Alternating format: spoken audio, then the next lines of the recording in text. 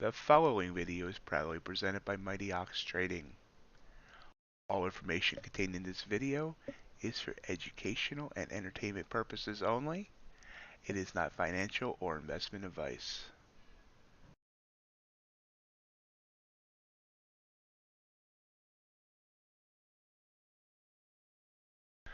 Good morning. Welcome to MightyOxTrading. Everyone had a great night. Hope everyone is having a good day. And wow, there's a lot of you here early this morning. Good morning, Burl. Good morning, Justin. Good morning, Kevin. Avi, Architect, JC, and Zor. Welcome, guys. Non-farm payroll Friday. If anyone expected the overnight stream, I canceled that. I should have announced the cancellation. A lot has happened in the last couple days. We'll talk about that a little later. I think we had a Bank of England rate decision here. Oh, financial juice just crashed. Hold on. There we go. Or maybe not. I'm not sure. Oh wait, there it is. No. Not sure what caused that big wick there. I'm looking.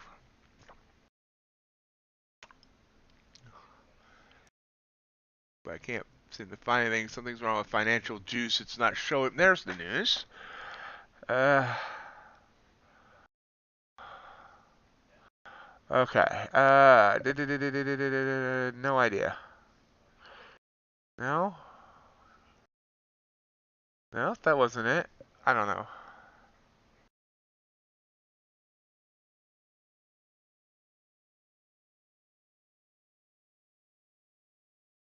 Well, whatever. So, I'm not gonna dwell on it. I don't see I don't see what that was. Huh. But this morning we do have non-farm payrolls. We also have Canadian unemployment rate change.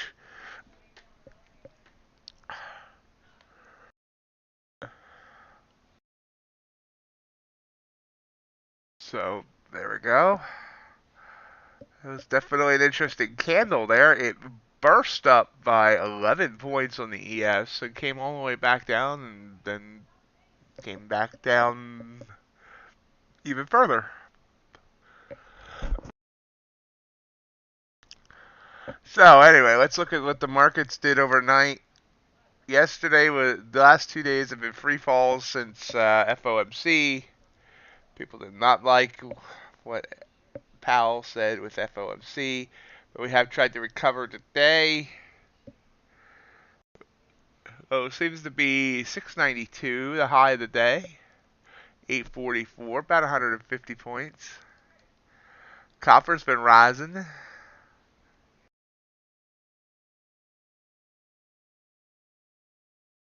About wow, that's a big range for copper there. 380 ticks. That's huge. Good morning, Deb. Gold also rising up. Metals are doing well.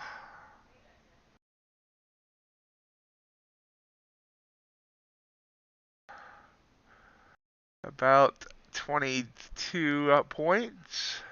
Ultra bond coming back downish. As you see there, boom, boom. About the point range. Looked bigger than it was. That's what she said. Oops. Oh yeah, that's right. Crude oil rising up, back above 90, up to over 91. Big move overnight, actually. Almost 3.5 points here. And we have natural gas rising up as well. It has about 300 ticks of range. So that's where we stand. Bitcoin back up to 20,600. Of course, there's the NASDAQ. So that's where we stand now.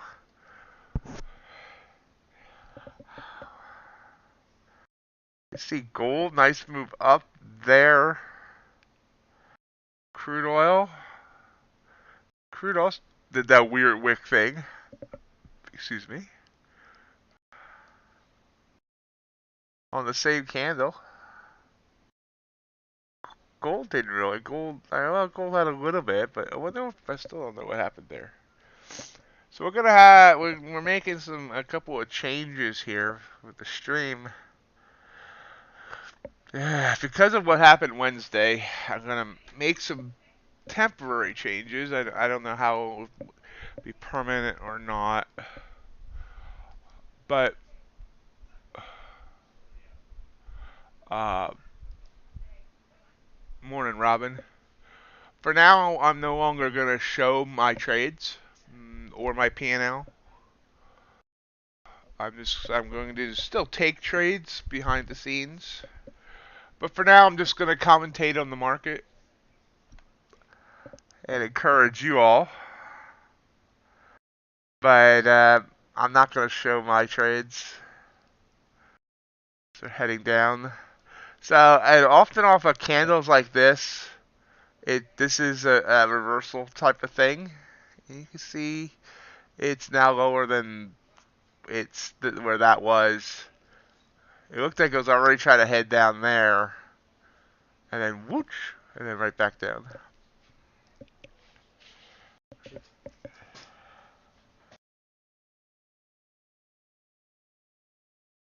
Now, if I end up getting another sponsor of the stream, then I'll go back to showing my trades, because part of having a sponsor is, you know, trading their product on screen. But until that happens, or whatever, I'm not going to continue to subject myself to the stress that I had on Wednesday.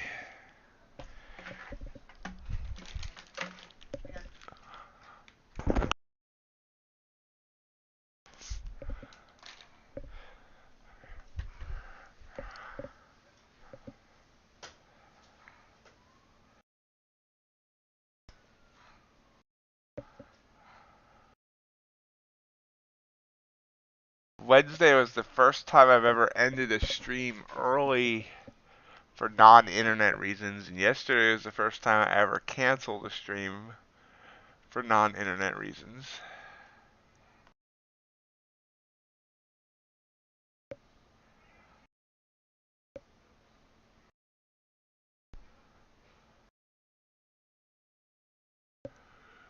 Coordinated attack from about 8 to 10 people.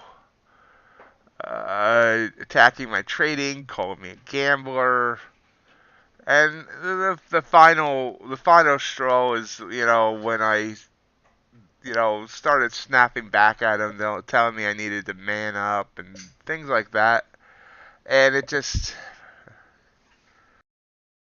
uh, it ended up getting to me, and I know I shouldn't let it get to me, but it does, and I just, at that point in time, I just couldn't concentrate on trading. I ended up getting really skittish about taking my signals, and so I just called it early.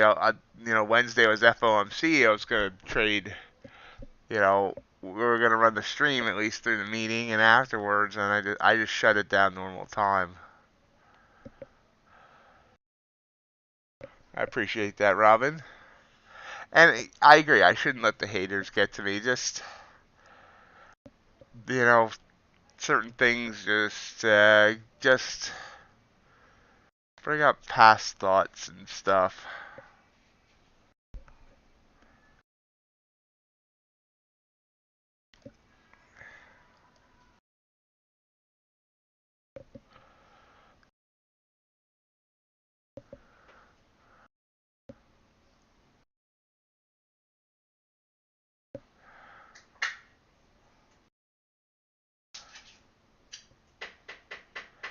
Yeah, really, it's not an easy thing to stream and trade. You know, and I've been told by multiple old traders, and I'm talking about ones that have been trading 10, 15 years, that really aren't into the whole new technology thing, that as long as I try to stream and trade, I'll never be successful. I disagree. I've always disagreed with that, but there are days where, especially with a day like Wednesday, where, you know, once I get knocked off kilter, I can't get back on. And I recognize, the smart thing was that I did recognize it. And I recognized it enough that I'm like, there's no reason for me to continue today, because I'm just going to end up blowing up because my mind was off. And I appreciate that, bro. I really do. And I got some emails and messages and stuff that, you know, made that apparent as well. And I just, I should not have let it affect me as much as I did. It was just, I went into Wednesday already in a off mood because, right before stream, I found out that the sponsor that said they wanted to sponsor for 1K a month decided to pull out. I got that email like literally 2 minutes before I went on stream, so I was already a bit in a bad mental state. So, and then those morons just piled on.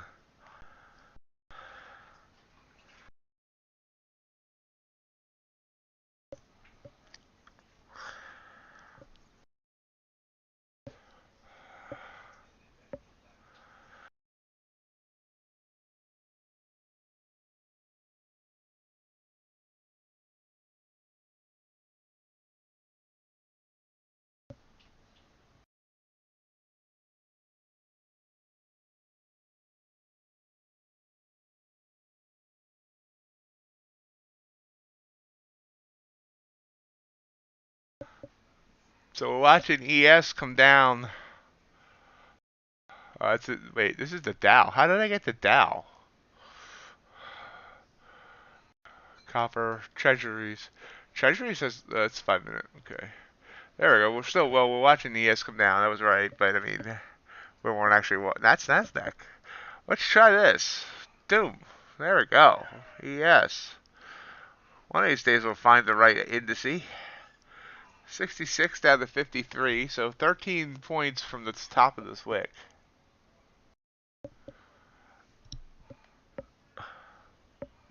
And the area down there.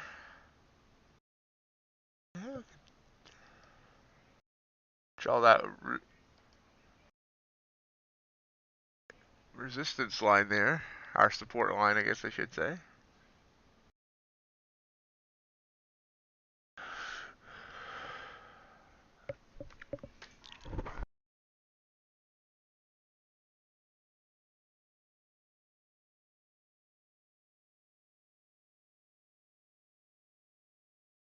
Now the good news for the week. This is was my first week as a funded trader on Earn a Trade. And I let the bot do it all. Well, I shouldn't say that. I closed some trades early when I got antsy. But for the first week, on Earn a Trade funded account, I'm up. Well, darn, I knew the number last night, and then I had to go and sleep. I'm up $758.29.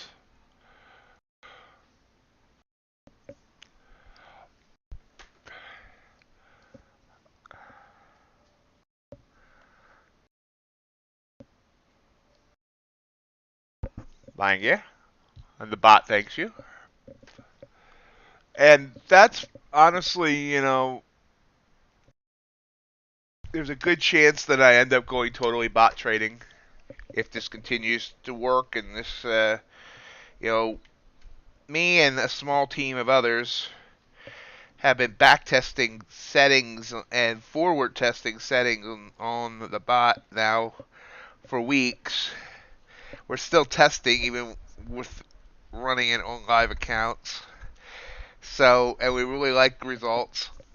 So there's a good chance that if I'm frustrated at the fact that I'm still not manual trading well, and I may end up going totally algo.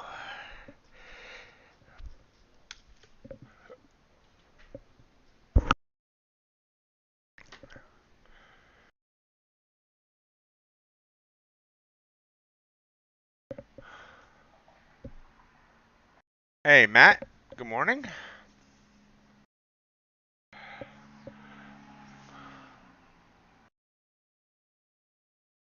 And and that's the other thing with that is, if the algo starts making me money where I can finally get comfortable financially, my trading might improve as well.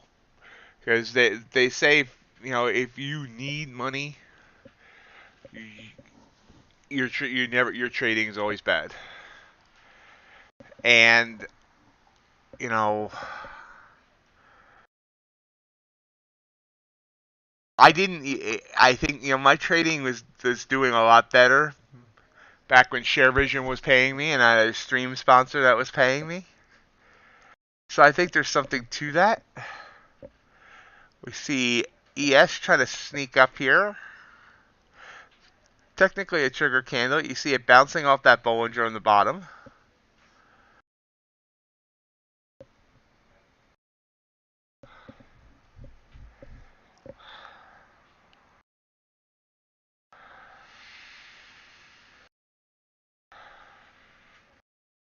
And I would also like to add that amount for this week was also being very conservative with only micros. Uh, it could have been more than double that amount if I had just used a mini.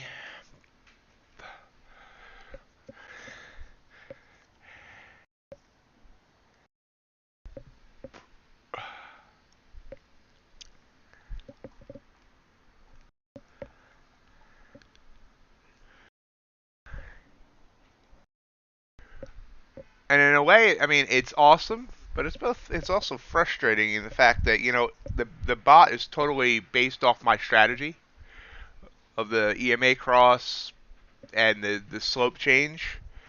So it's awesome that my strategy works.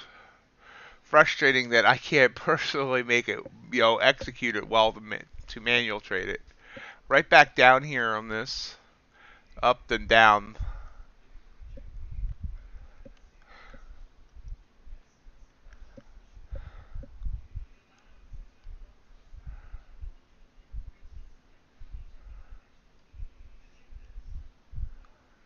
It's kind of sticking here around 53.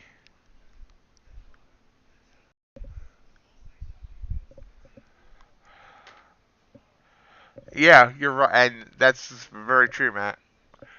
And you don't realize that before you become a trader. You have no idea how much of it's mental.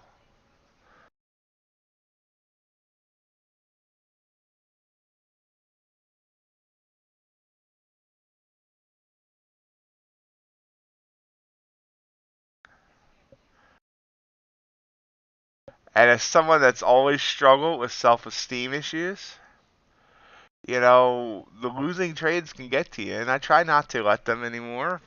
Obviously, Wednesday I kind of failed at that, but I have accepted losing, but it's not like I don't revenge trade, but I do get skittish and not take trades to let the averages work themselves out.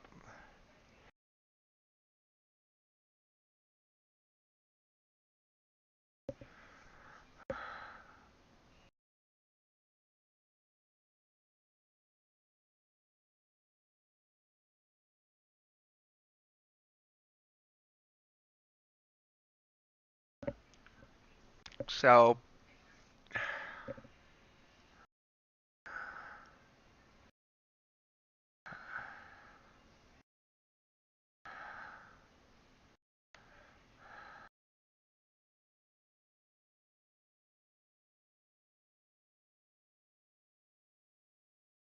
now I need to get myself into the mind frame of not messing with the bot.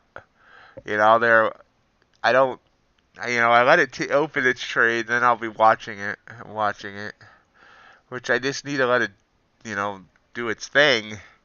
Last night I closed the trade for 242 bucks, but I closed it early. I thought it was pulling back. I thought it's gonna reverse.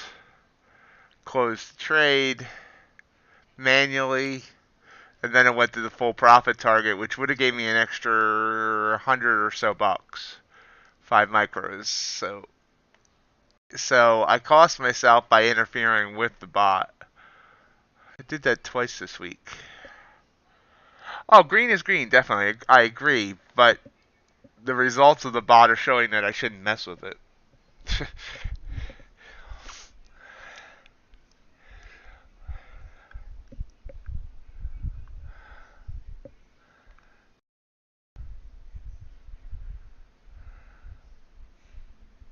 Yeah, I agree. Yeah, and that is part of it as well, is because I'm on, on the newly funded account. I want to most likely if I was like had a $5,000 buffer in the account, I'll say whatever, trying to let it get but trying to build it up. I mean, this is my third funded account, and I've never been more than $200 in the profit before on a funded, so this is a new record for me.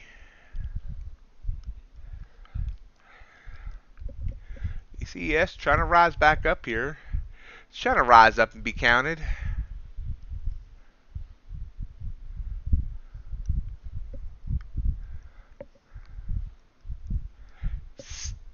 Ooh, big move. Back down. What's NQ doing? NQ? Yeah, it's a big move there on NQ as well. 7.5 points. Big move considering what we've seen in as well. Anyway, expecting a pullback.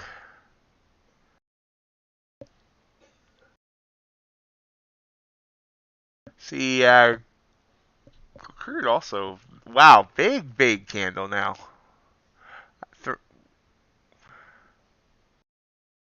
So what's all these impulse candles happening and why?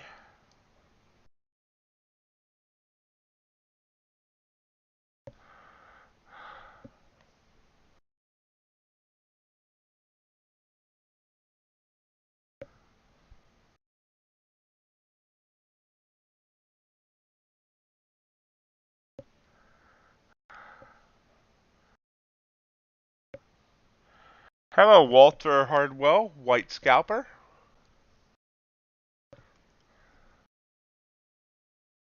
And Jingsun? I don't know if I pronounced that right. Say hello, welcome, thank you for subscribing.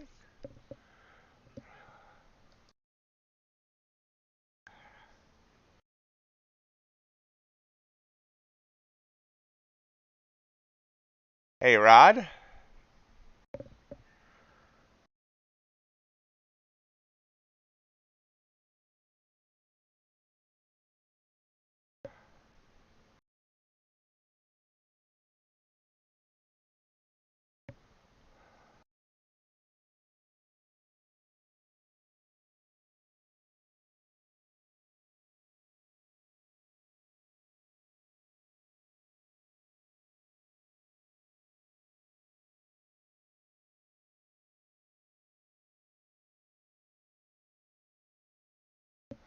Damn it. And we see this rising up here out of the blue. I should take, well, I'm not talking about my trades, so. That's definitely a good trigger candle. We'll give it its purple.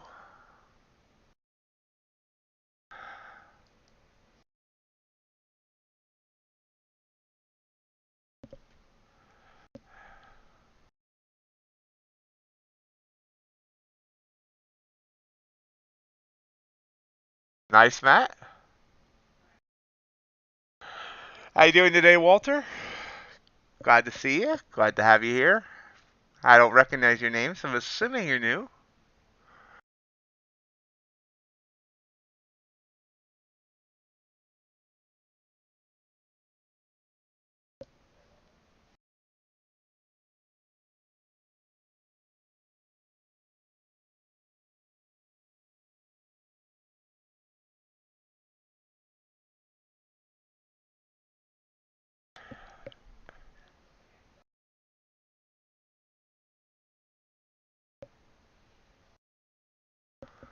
Interesting rise up here. We're about 35 minutes away from non-farm payrolls.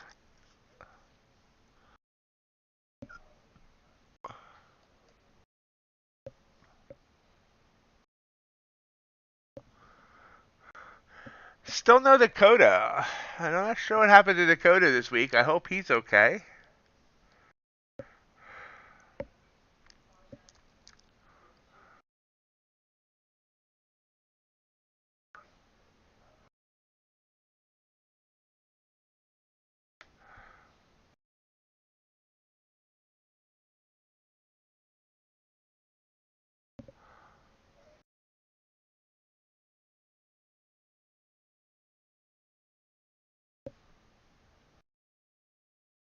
Awesome.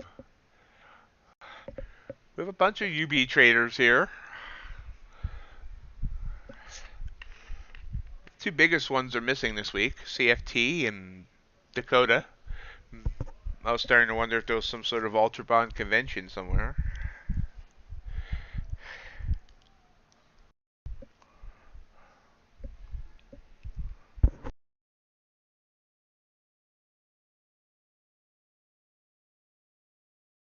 That's no problem, bro. I got another one in the back. We'll get it installed. As long as the maintenance guy doesn't call out.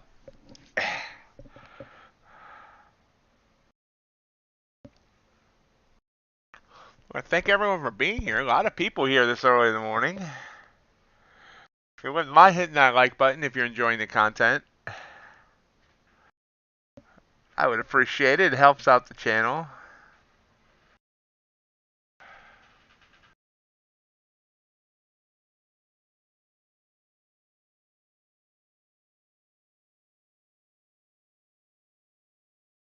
Wednesday's stream also got hit with a couple of dislikes.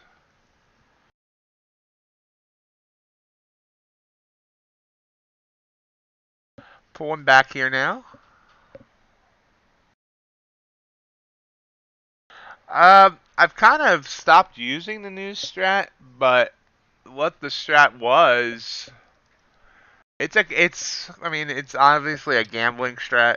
So, but I place an order like 10 seconds before the news hits, 10 points above and 10 points below an NQ, hoping it's going to burst one way, catch the order, and go, with the risk being that it's going to catch the order one way and quickly reverse the other way. And the other risk is where you can't get out of the trade because the book is so thin that it just goes and doesn't fill your order until 10 seconds later, and you're up $5,800 on an account that has a consistency rule of 1,200, and you gotta purposely lose $4,000.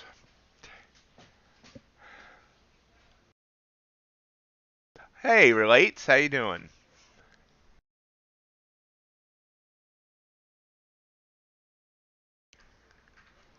Now, I have thought about trying it on UB, which is has a somewhat thicker book, and isn't as wild.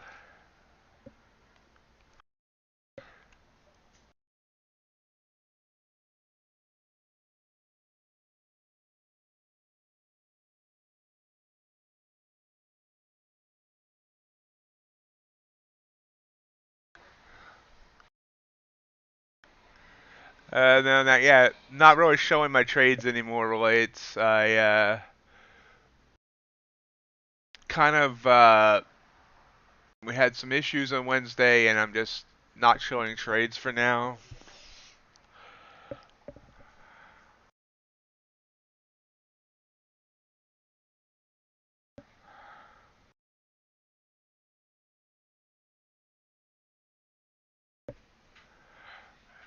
Still trying to come up here on ES.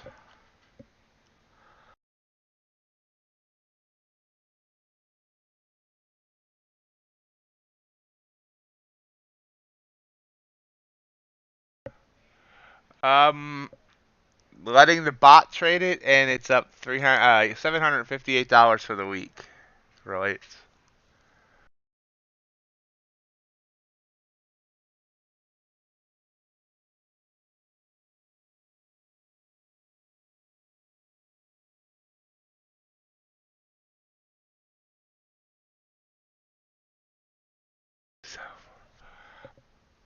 By the way, guys, another thing with all our testing has been proving, it's kind of interesting.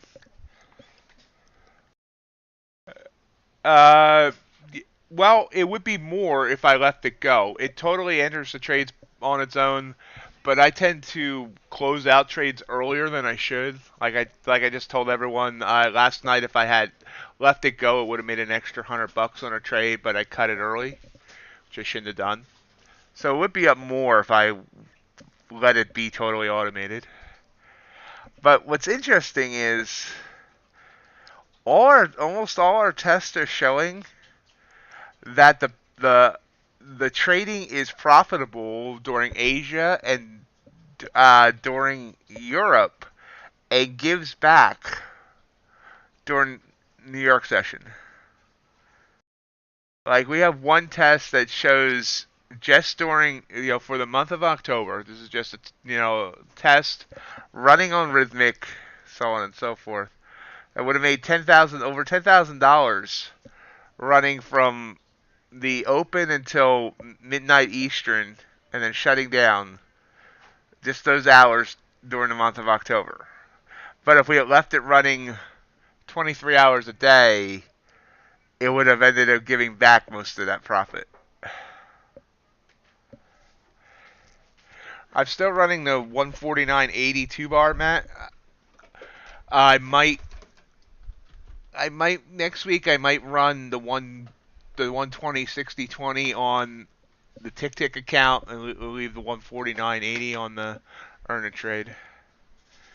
It's my 5 micros relates that I've been running. Once I get more of a buffer, I'll switch to a mini. Alright, see this coming down here?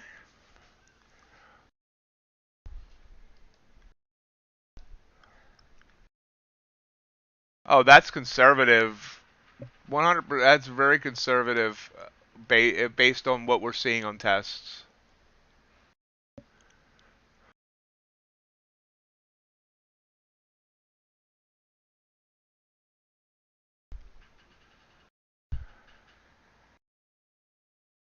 Thank you. And it's like I've been saying. There's a good chance I end up going fully automated, just because. Actually, let me put it this way: maybe 90% automated, and because if it starts bringing me in good money, then I'll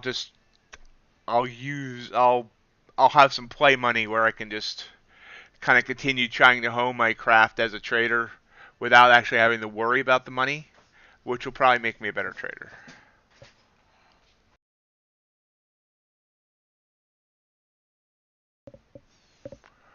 No filters. I mean, it's basically just based on the same strat you see here. Um, there's the setting I'm currently using right now waits for a second bar to form afterwards before it gets in a trade, but the tests show that that's actually not the most profitable. But right now, it's what I'm using. But yeah, we're really not using much in the way of filters.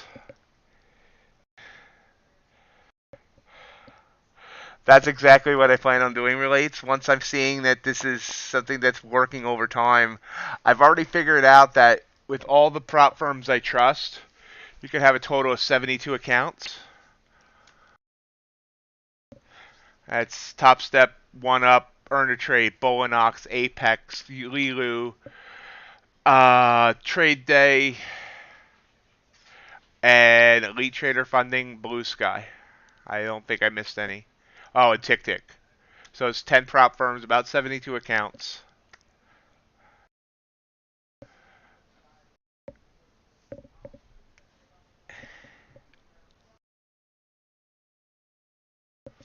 Oh yeah, I know, but relates. But I've done it in the past, manual trading. But yeah, and then once it's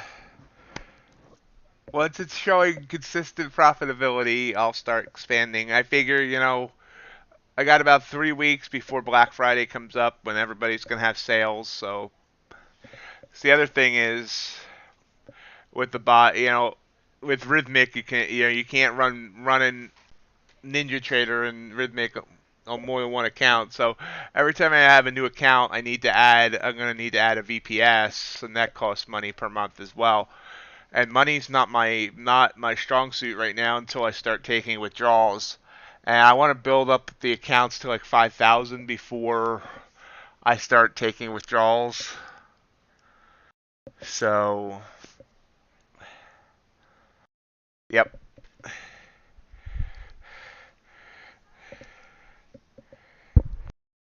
Also,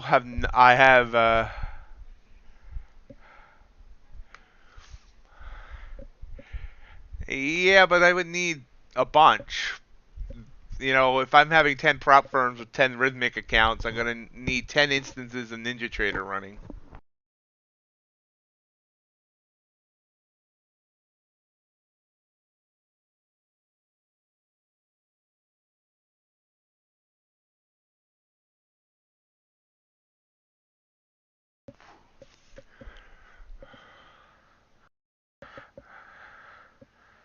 But yeah, I've already done the math. 1,000 a week on one account. If I have 72 accounts, it'd be 72,000 a week. I think I can live on that. But that's future, down the line. Not gonna expand to 72 right away.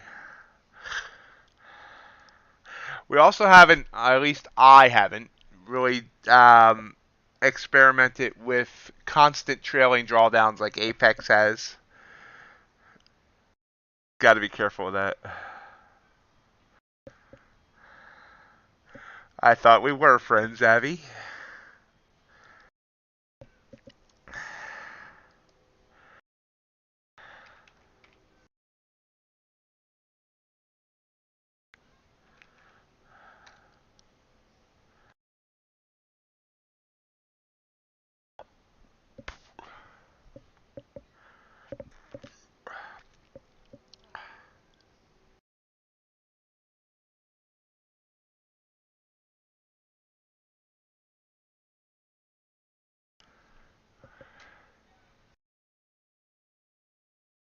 Yep, exactly. And that's what I'm looking at. And like I said,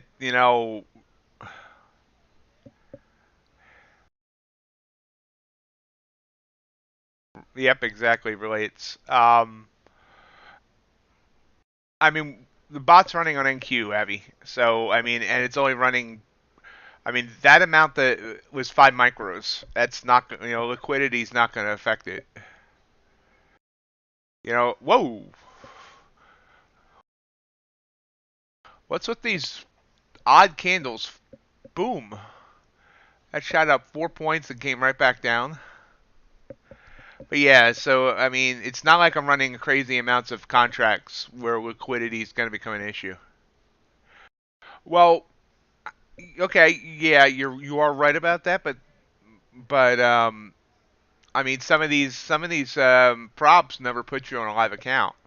ETF, Tick Tick, Lilu, Bolinox, they're all sim accounts even when you're funded. So yeah, if I'm on One Up, Earn a Trade, Top Step, Trade Day, and eventually Apex puts you on a live account. So that could be an issue. We are running, but I could always split them between micros and minis, so it's not all on just the main asset, but also on the micro asset. Or the other thing is we are trying to test out other assets on this as well, find the right settings, such as ES, where we're not the eggs aren't all in one basket as well. Oh yeah, that's well, GlobeX, NQ can be kind of thin, but yeah.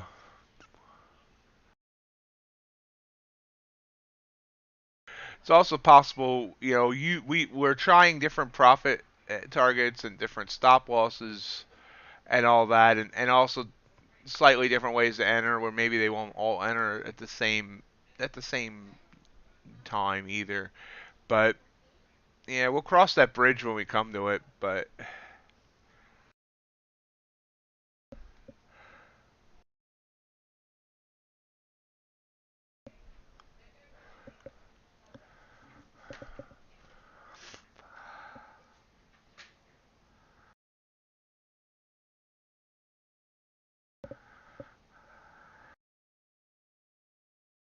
and that's all. It's fun to think about 72 accounts. But will it ever actually get there? I don't know. I mean, and see, I don't think in terms of Lambos and trips to Valley or anything like that. I think of all the people I could help and all that I could help with money like that. That's besides getting out of debt and just being able to live comfortably. That's my That's my ultimate goal. I would love to just, be here trading and, uh, maybe even just show the bot trading on stream and say, whatever I make today, 10% is going to go to this charity right off the top. That's the type of thing I want to do. And then, be able to go through and, like, pick out random GoFundMe's for worthy things and be able to throw $1,000 at, like, 5 or 10 of them a day and things like that.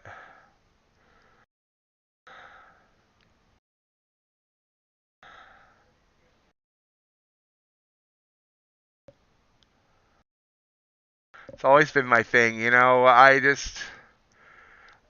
have some friends that are, really hurting right now that I would love to, love to be able to help out.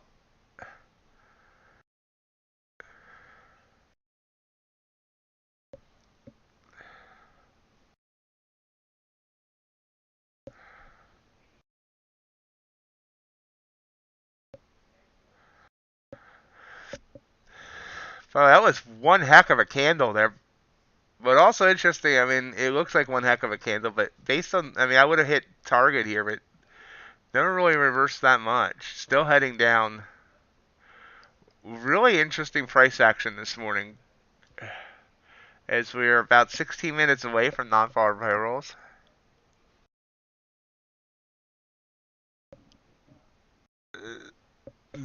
Meaning to get a whole bunch of accounts running on the bot. It's not really a money thing for that. It's more of just making sure that, the bot's not going to turn against me at some point and blow everything. I mean, we've been testing it for a while. And, but, I need to see consistency on the real count before I can go total. And yeah, I don't have a lot of money right now my money is really, really tight. But, found out my power bill is going to be going up to $500 a month next month. And I live on a shoestring budget. So adding a whole bunch of accounts at once, even on Black Friday sales, isn't going to happen. But if I add a few accounts here and there,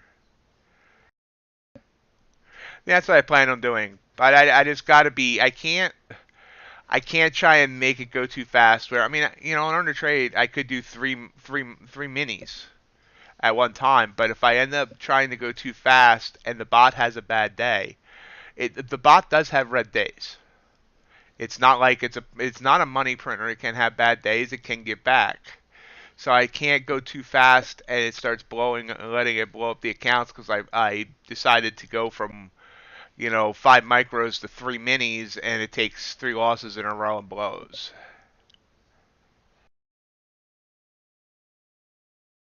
Well, because I live in a house that the landlord won't fix and it's drafty and there's some sort of problem with right where I sit. I actually have my computer's in the kitchen, which I know is weird, but it's just the way I need to have it set up.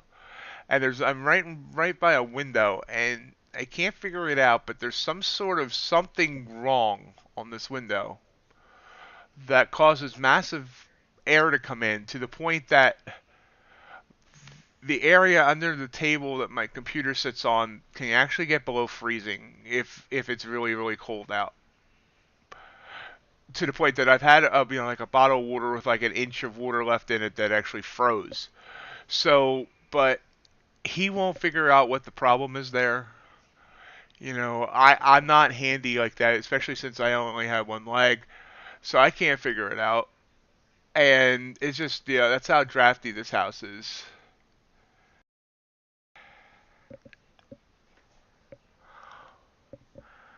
So see, ES continuing to come down here before non-farm payrolls.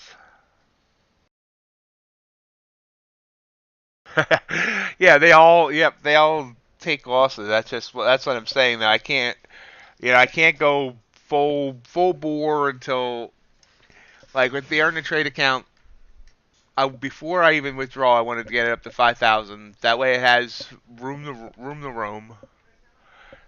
to have a bad day, and I can relax with it.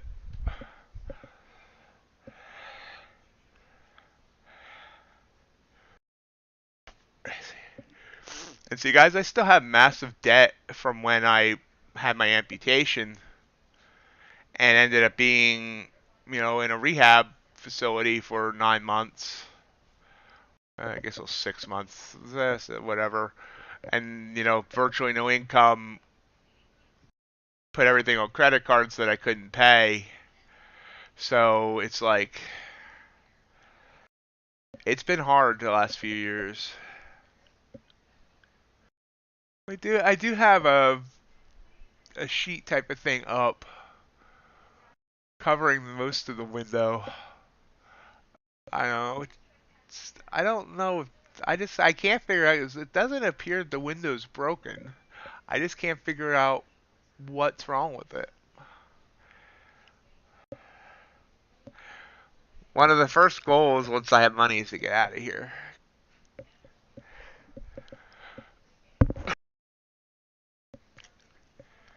Oh yeah. Good morning, Chris. And the thing is, the landlord used to be a friend. The landlord thinks I'm going to teach him how to trade one day. But if I teach him how to trade, it's going to be like, hey, see these Bollinger Bands here? When it hits a Bollinger Band, you should take the order in the direction of the band.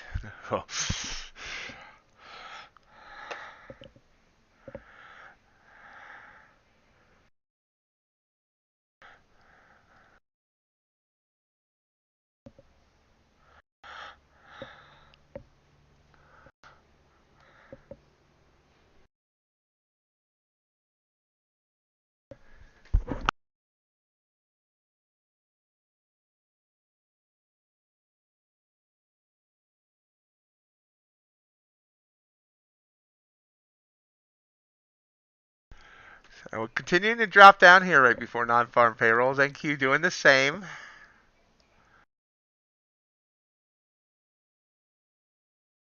It's getting ready down to, there you go, JC. It's down to that level area that you were talking about earlier. Ultravon opens in a minute here.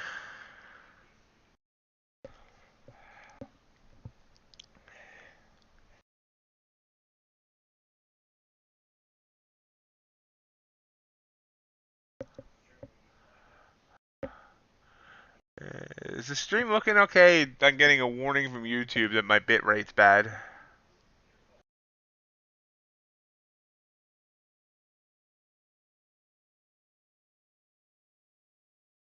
Non-farm payrolls, Chris? See you, it relates. Thanks for stopping in.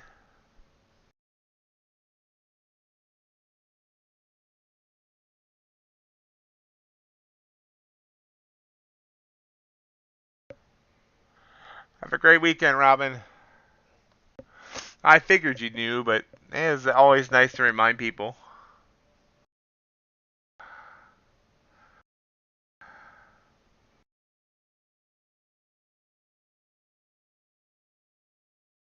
Ultra bot opens with 3 ticks down.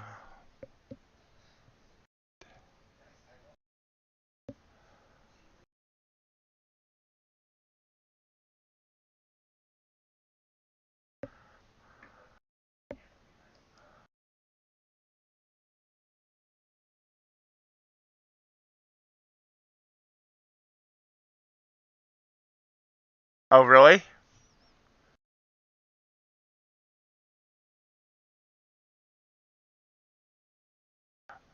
How'd you do, Chris?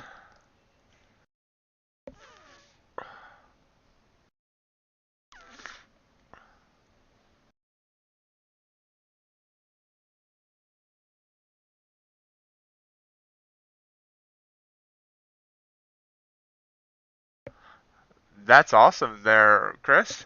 Hey, Linux, how you doing?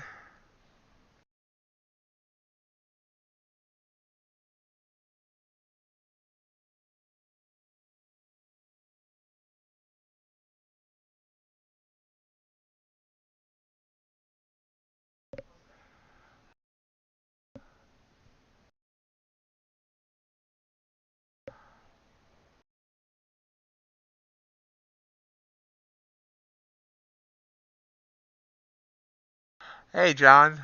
Thanks, man. Glad to see you. How you doing?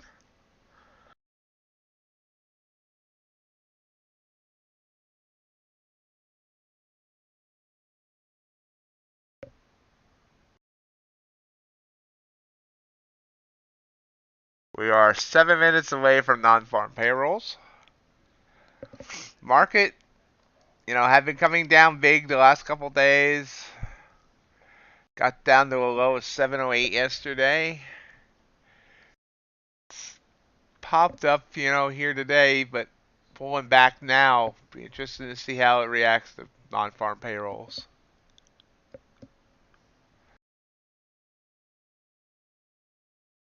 That's amazing, Chris. That's awesome.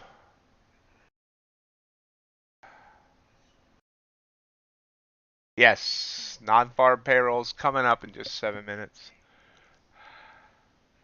Have you been able to weather that crazy trading the last couple days, John? Have you been green?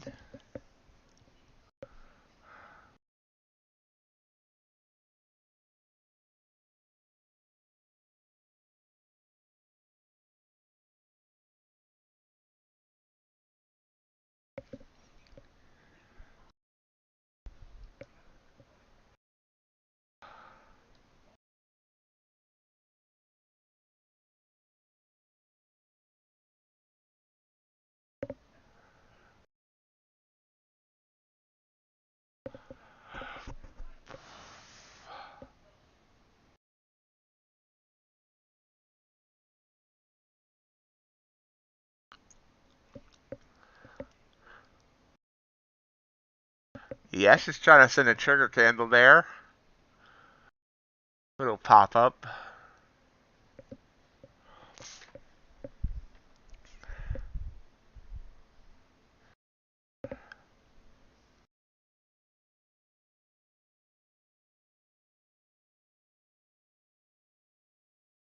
Oh, wow. Great job there, John.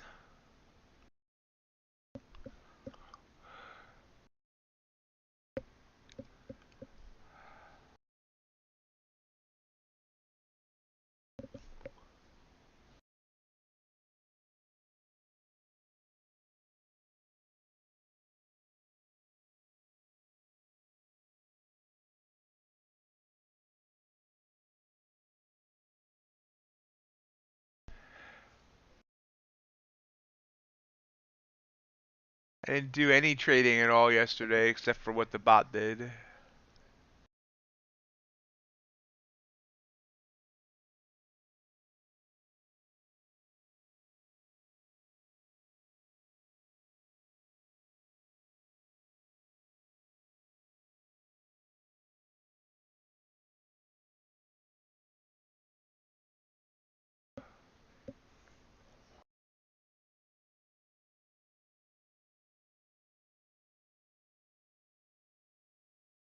How's the arm doing, John?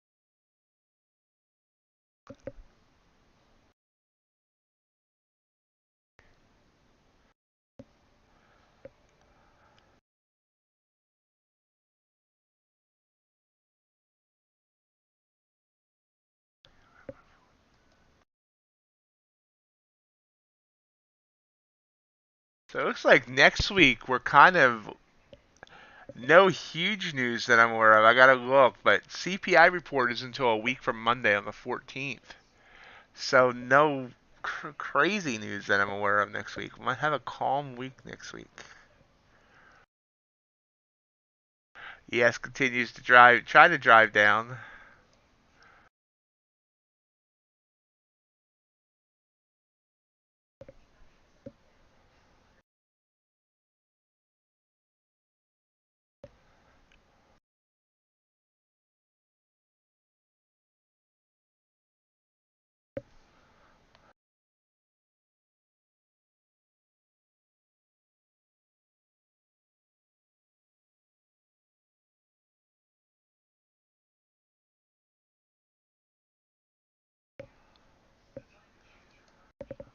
This broke that support.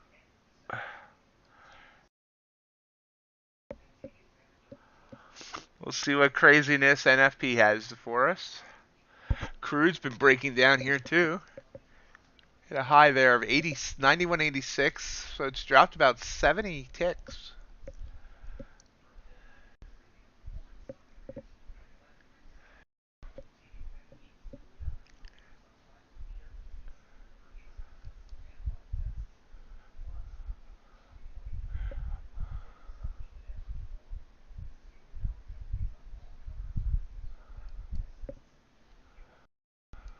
Oh, and a quick burst up there. More of a, well, comparing apples to oranges.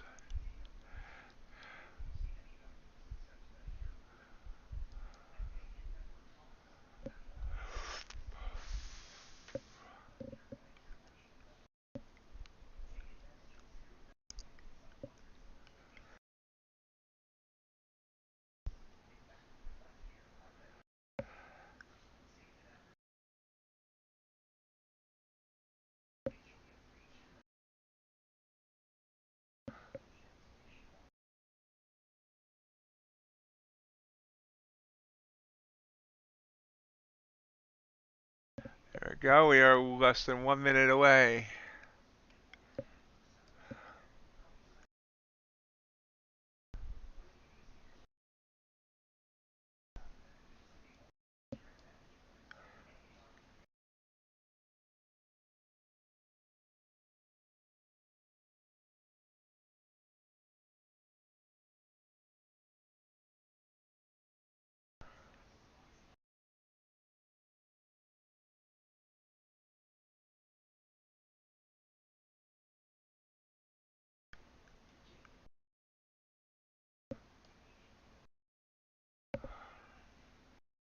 Fifteen seconds.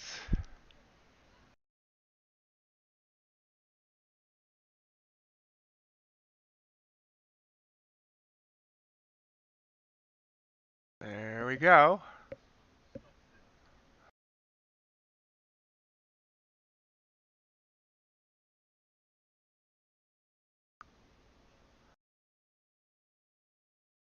Wow. Wow. Drop, drop, drop. The big bounce.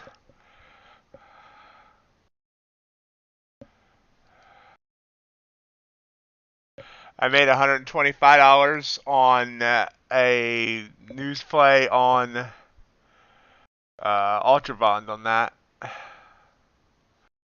Probably should have held it though.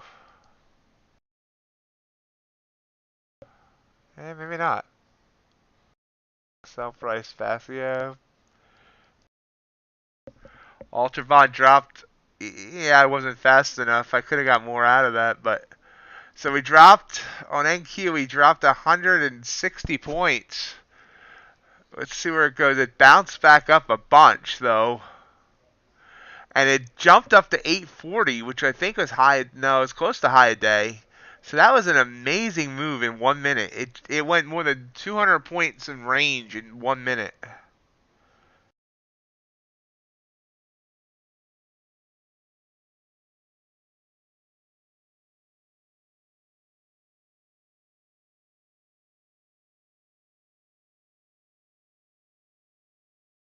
Oh, that's awesome, John. Sorry, I was paying attention to the charts, not to the chat there for a second. Yeah, that's absolutely awesome.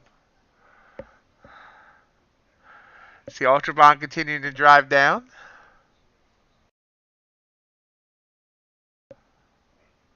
$6A, Australia.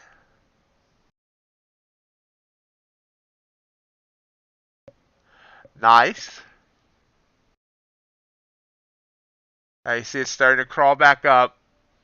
Here's ES. The ES hit a high of 67 and a low of 11 on that.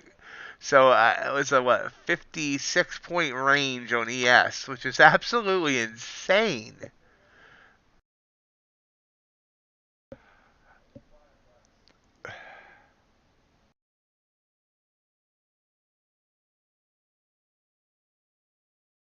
Gold dropped from 52 all down to 42, but it's come almost all the way back. Crude dropped, but is now rebounding.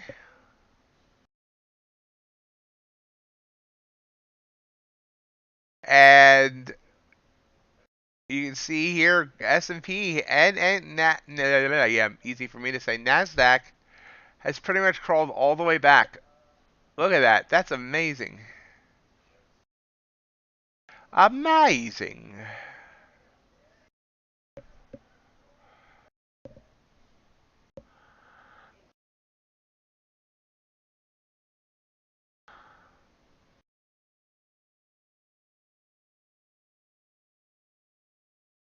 Well, coming right back down.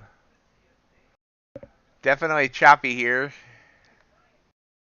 Let's go look what the news was. What the actual numbers. It's here somewhere.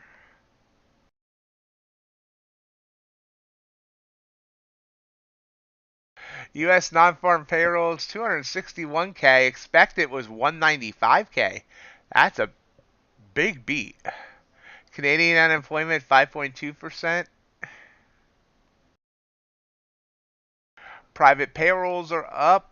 Average earnings is up.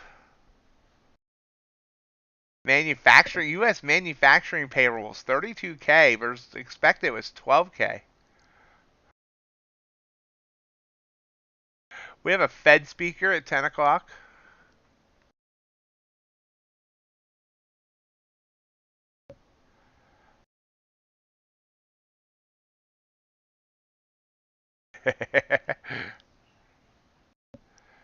Good luck on that, JC.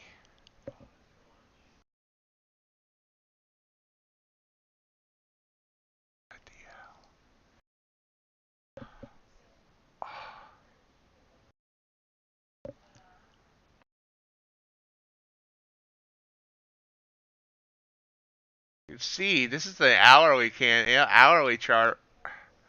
And you can see what that is, a massive wick there.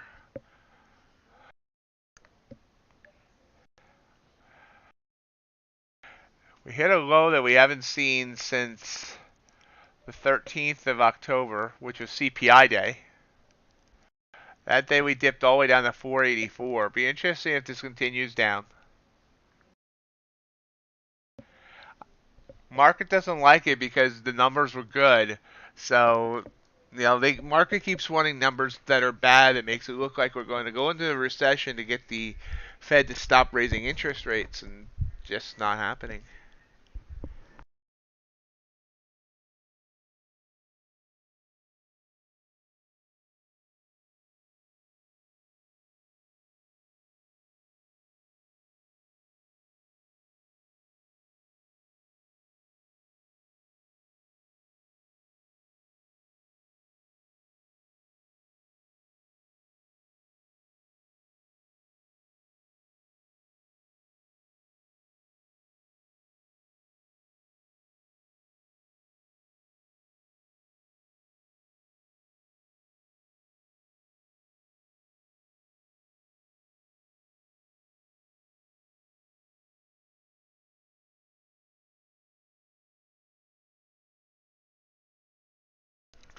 Focus. This rise back up. So, wow, high a day. So we went from low a day to high a day in 6 minutes.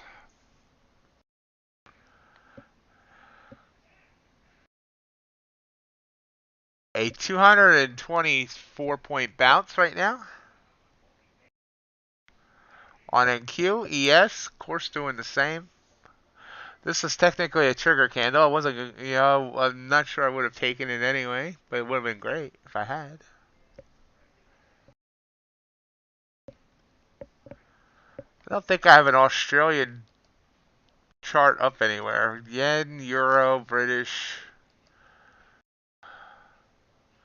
No, I don't have the Australian chart up anywhere.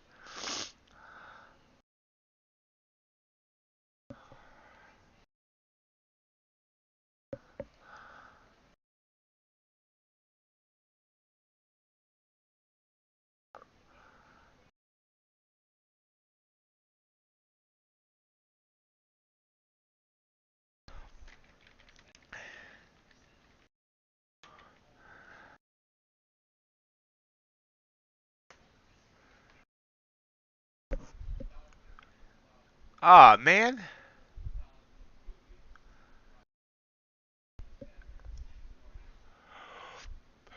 The Ultra Bond's still coming down. I could have held that trade.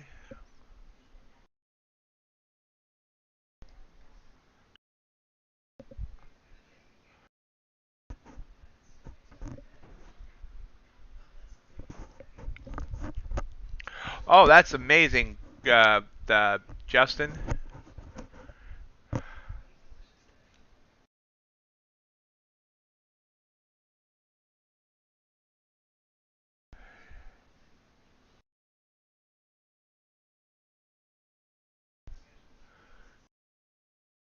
Gotta know when to hold 'em, know when to fold 'em, know when to walk away, know when to run.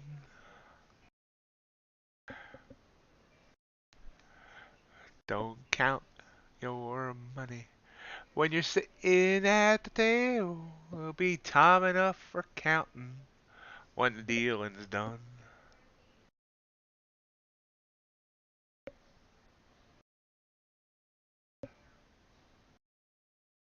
Yeah, it's the one issue in Ninja when it can.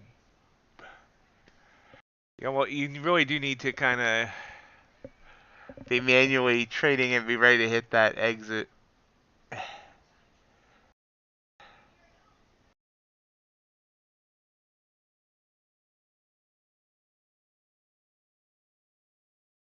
So yeah, it's quite the candle there.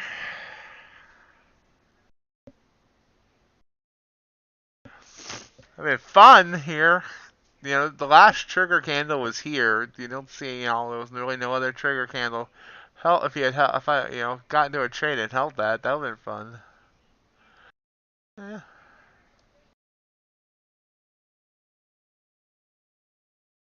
Although it did pop up first, so no, it wouldn't have been fun now that I think about it.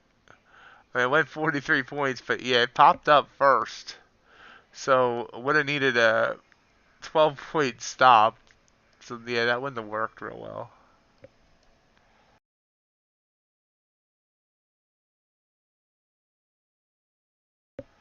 Nice job, Chris. Green is green. Don't, $700 in a day is more than,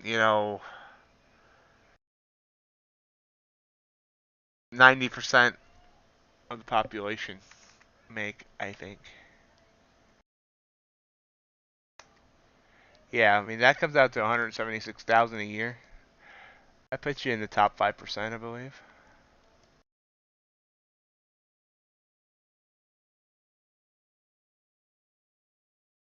And back down we come.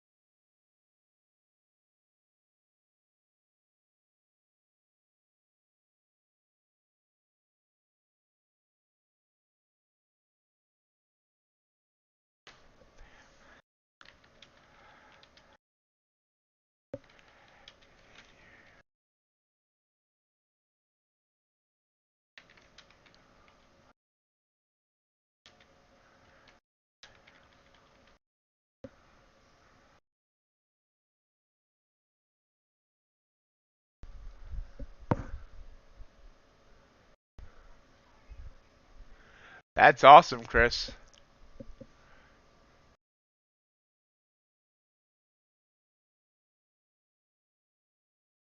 Okay, Mr. Overtime Wayne. Hello. I'm curious why you're talking to. Do you know Black Beauty's in here? Because I don't haven't seen her say anything.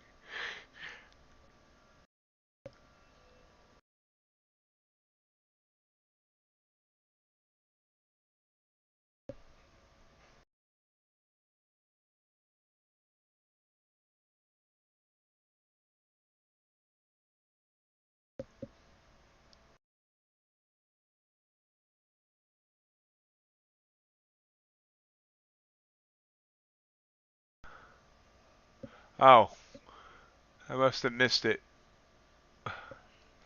Things were a little wild there for a minute. I apologize. Still don't see it. Going back.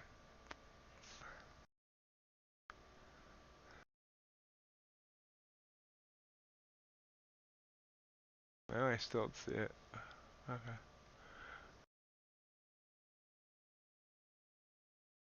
Good morning either way.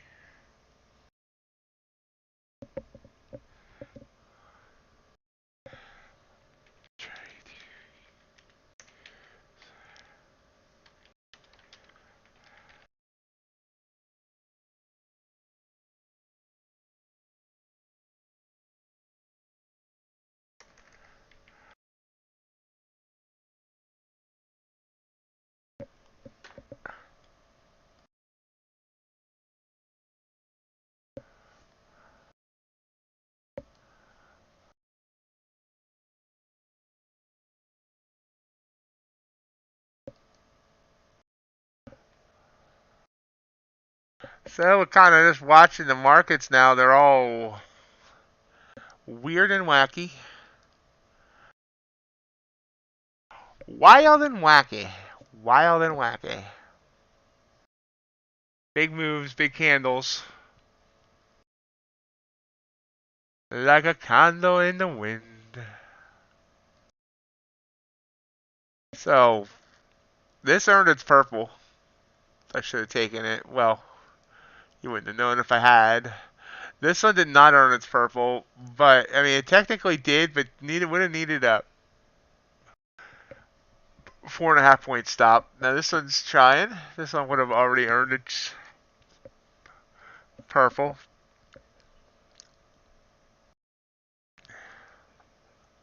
Wrong color.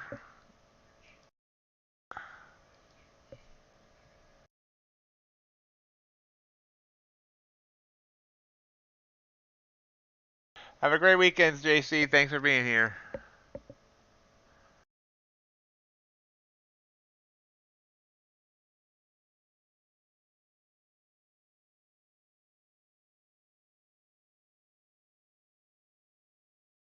Rising up. Already up 8.5 points off that trigger.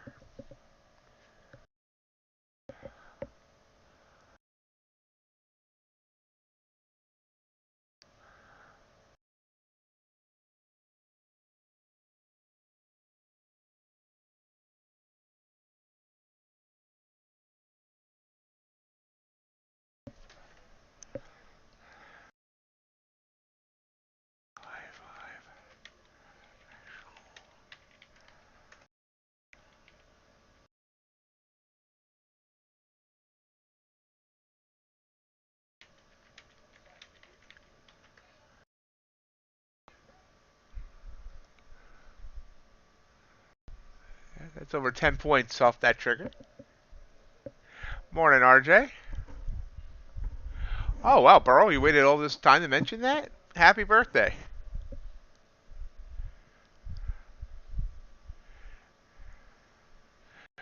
Happy birthday to you.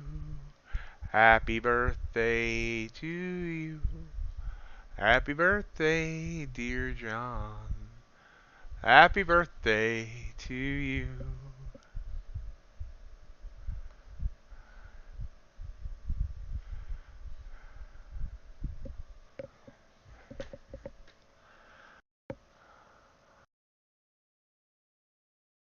Wow, look at ES rising here. Rising up. ES rising. I think that's what Burrow wanted for his birthday.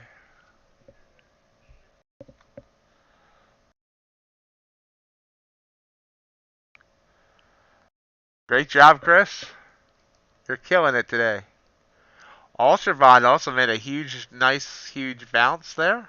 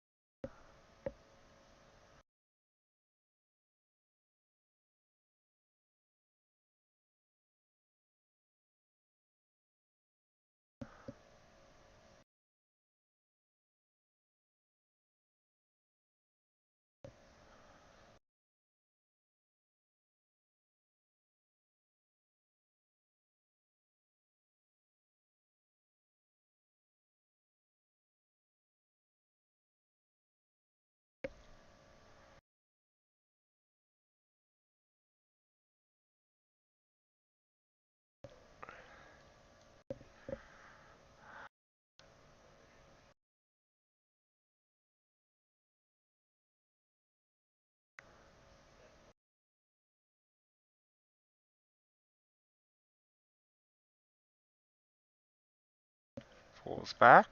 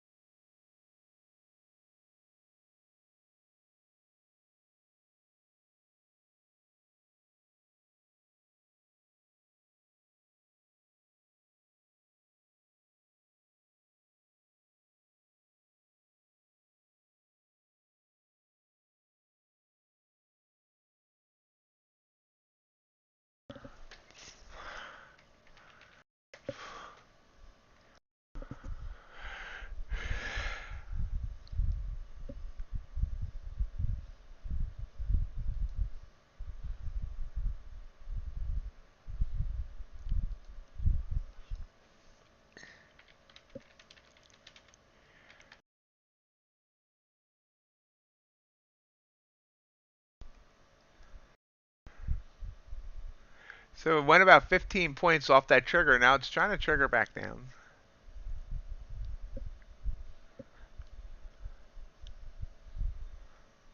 We are about 40 minutes until the bell.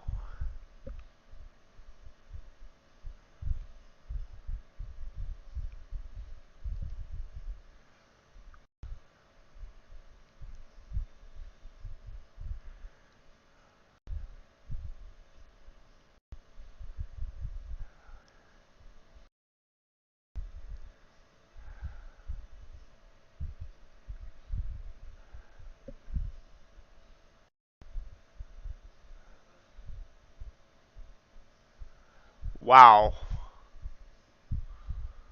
Yep. People are weird, but that said, that if I ever did become rich, one of the things I would probably splurge on is and I'm talking really, really rich, is a 1952 Mickey Mantle card.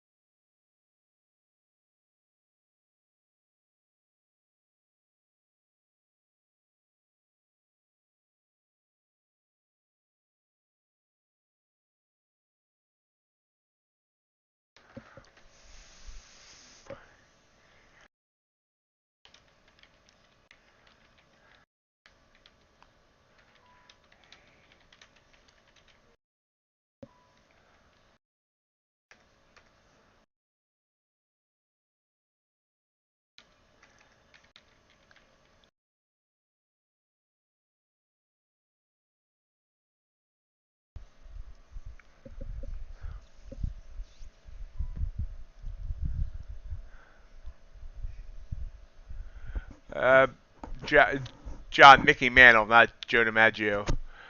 I said if I ever got really rich, I would buy one of those cards.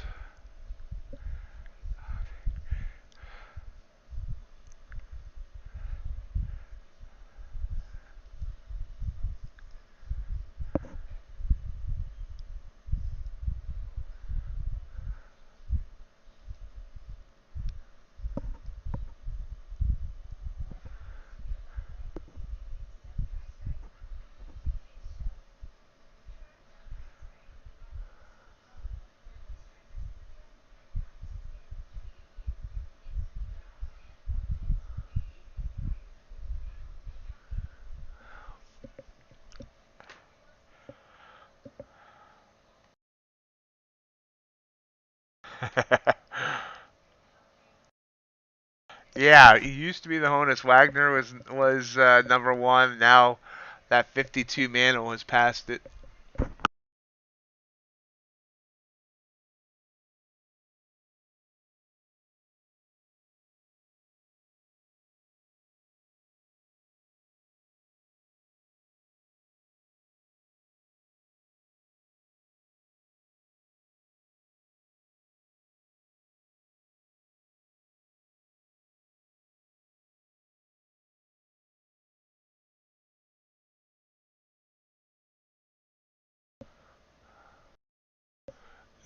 52.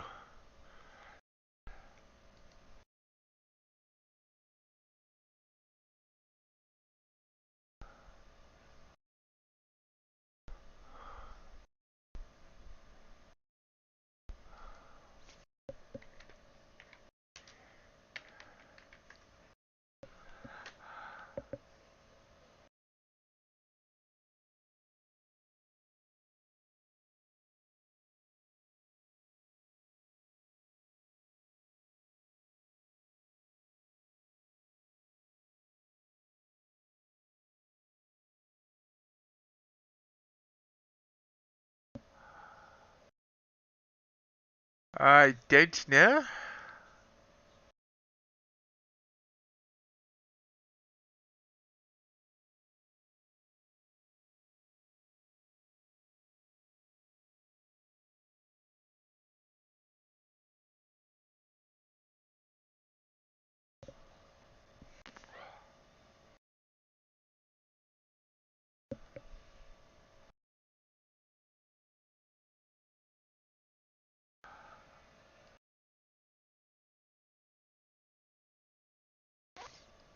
This card right here, 1952 Mickey Mantle.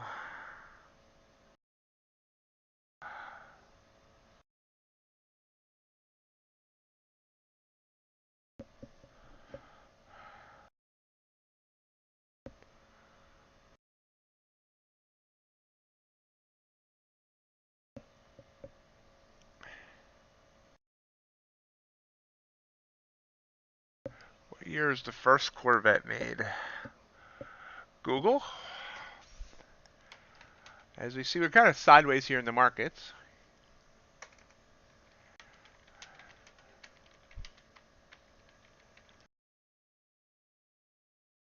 $1953, Chris, for the first Corvette.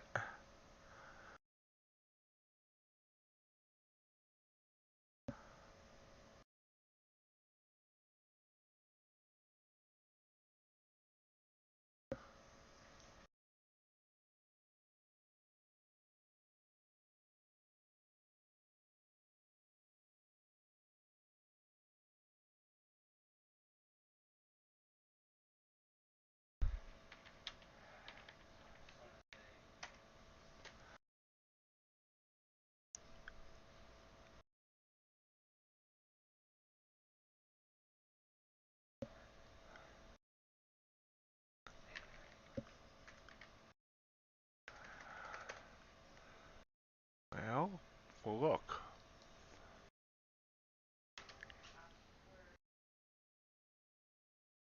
Yeah, Mickey Mantle played 96 games in 1951, 13 home runs, 65 RBIs, 792 OPS.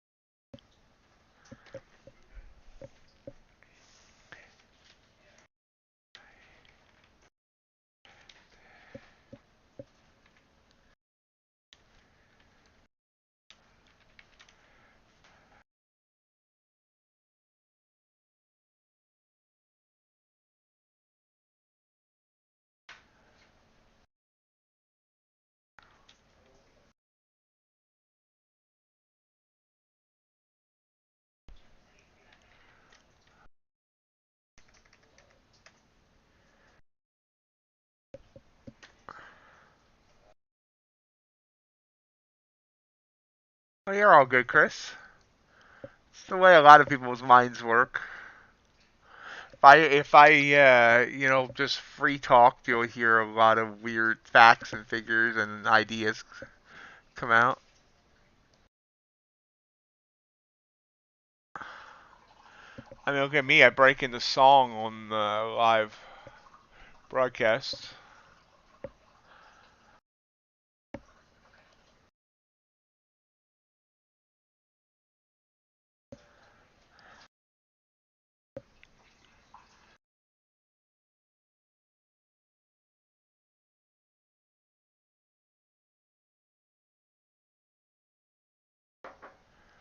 Man, there seems to be by looking at the trading card database, there seems to be a variation. You can see here there was looks like a black border and a blue border or something like that. Yeah, this says no black border. So yeah, there was two made. I'm not sure which is the more valuable one.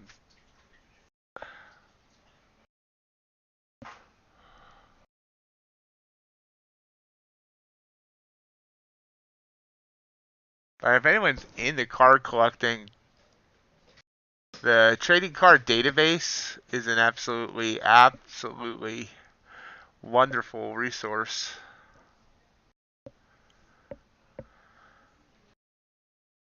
And if you collect, you can actually keep track of your collection. You can see I have 128,253 individual baseball cards in my collection.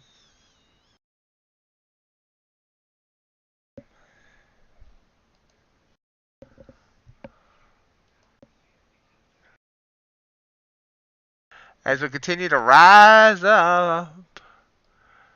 So they hated the news at first, and now they like the news. And Q hitting above, getting up to about 10,900 here.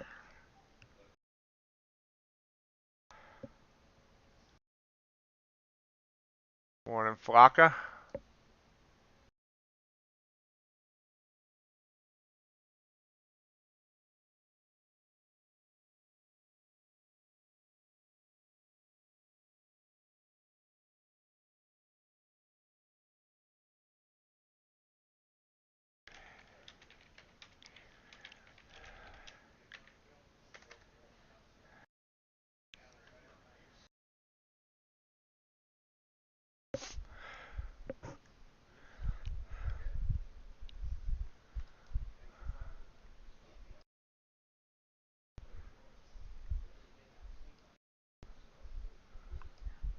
So definitely a beautiful rise up, and actually this is a second trigger candle there.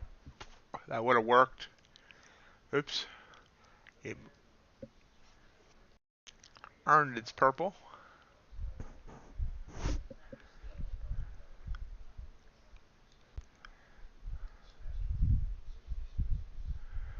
Mind the folks, if you're enjoying today's stream, I would appreciate if you hit that thumbs up button for the YouTube algorithm.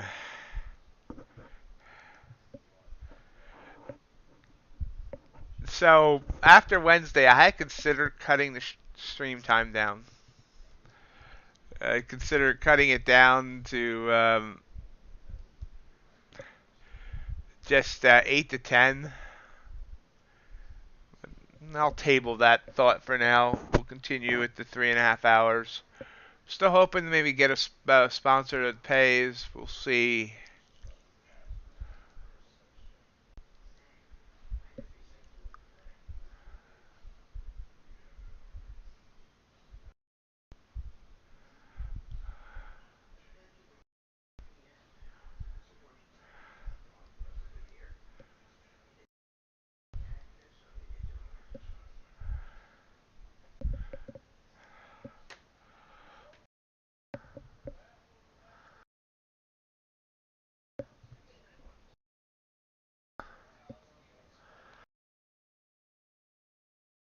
What are you waiting for there, Chef?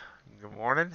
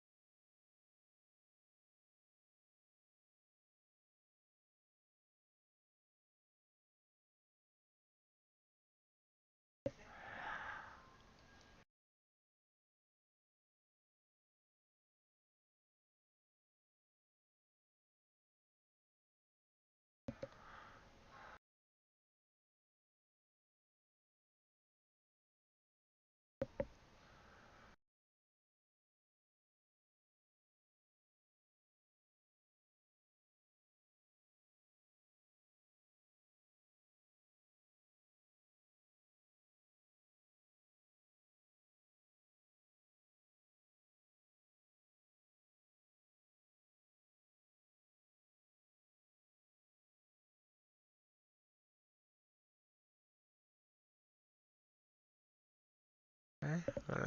So we reached a high there of 37.79 and a quarter.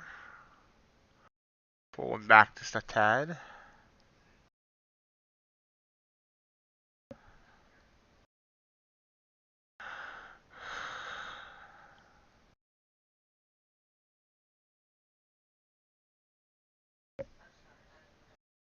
Morning, Crypticon.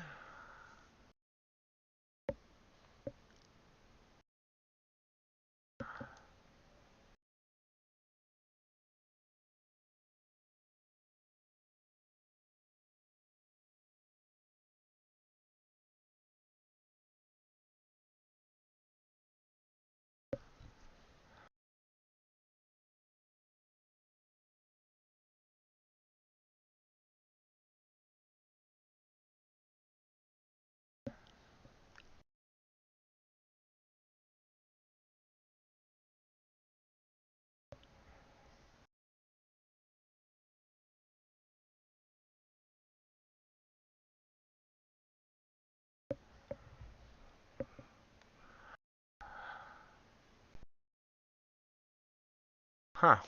Weenie hasn't gone live yet. Kind of surprised. Oh, there we go.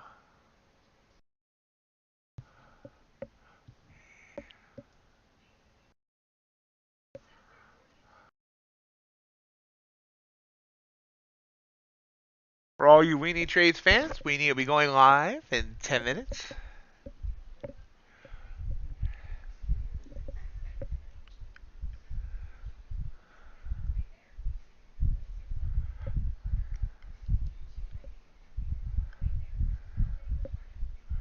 Should soon see Ace popping in.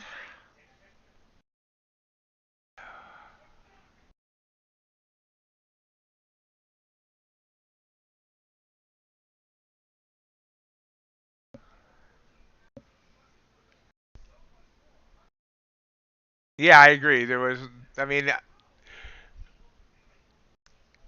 she said she made a comment, but I never. Well, it's not here.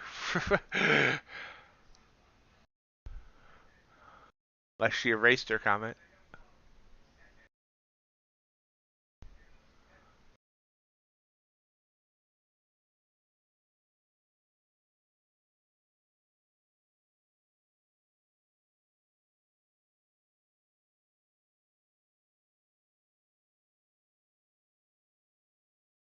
Rising up here. AQ. Leveled out. There's a bit of leveling out there on the Ultra Bonds. Let's see what everything else is doing. Gold. Gold, beautiful rise up. It bottomed there, then whoosh. From that bottom from 42 up to 66, about 24 points.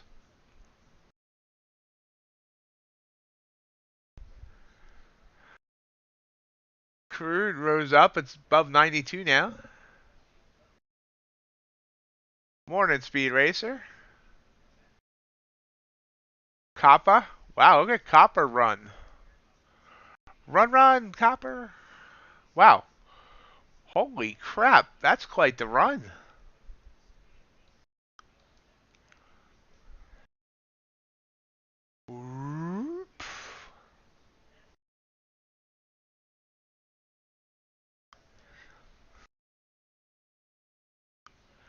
Wow. So since last night, shortly after Singapore opened till now, 450 ticks at $12.50 a tick. $4.50, that's a $5,600 move. Holy Hana bakes. I don't know. Not sure what a Hana bake is, but whatever.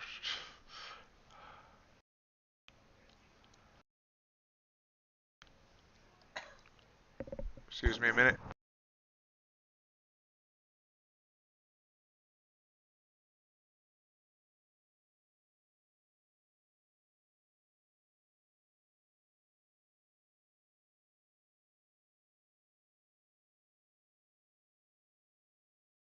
Back.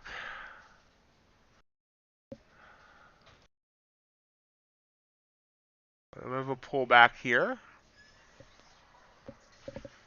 as we head toward the bell.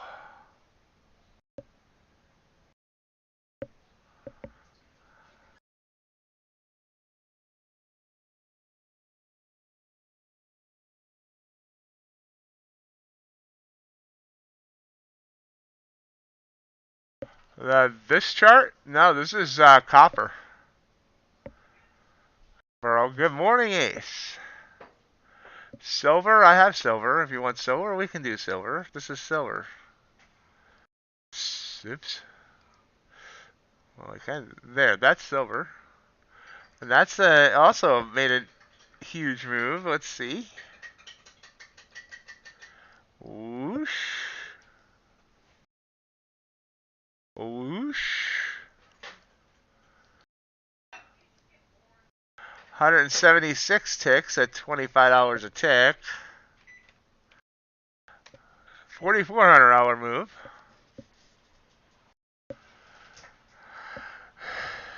They delisted sunflower seeds, unfortunately.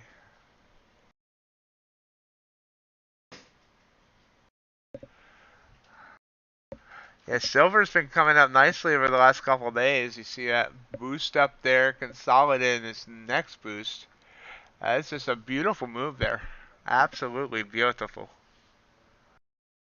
It's up over 20. Is this like a high daily chart? It wasn't like an all-time high, but okay, yeah. High since last month, about a month.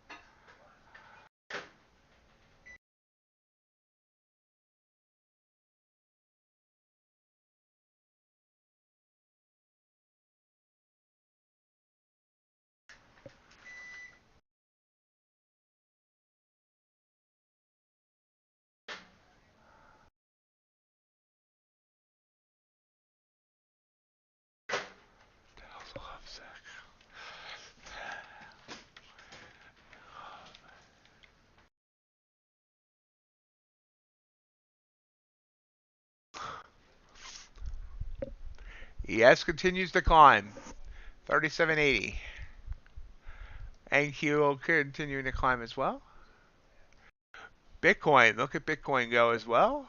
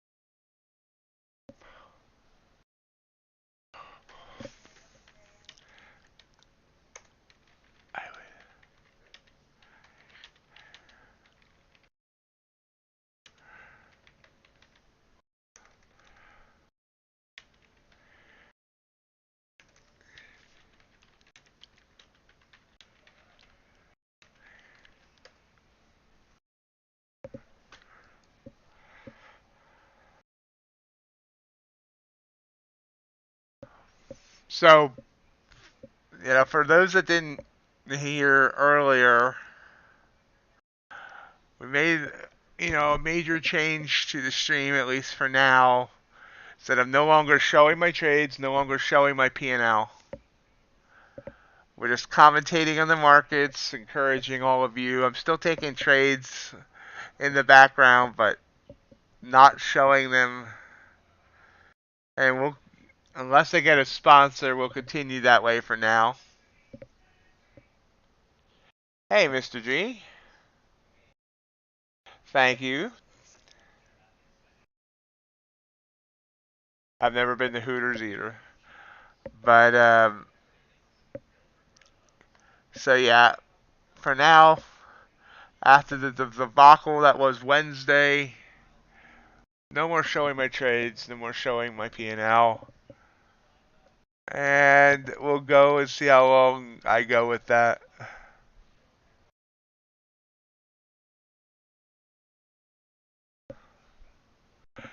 I consider cutting down the hours of the stream from 3.5 to 2.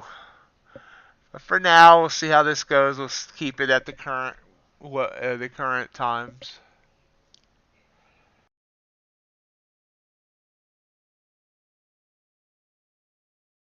I'm glad to hear that, G.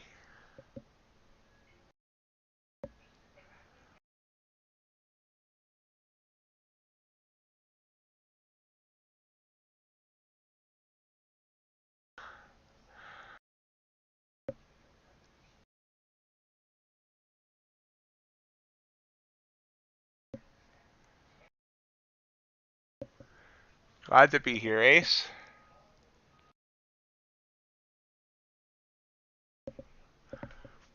And I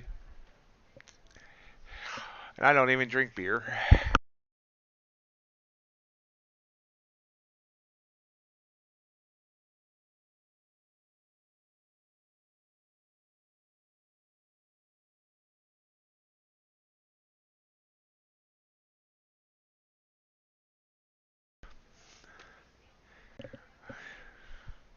Oh yeah, that's a good point, Mr. J. Remember this weekend we fall back, clocks change for daylight savings time. Might be the last time we have that. There's bill trying to go through Congress to end daylight savings time.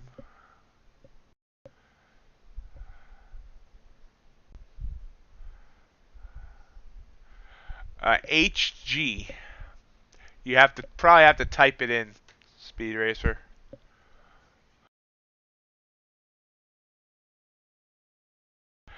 Yep, at least the Eagles are still doing well. You're welcome.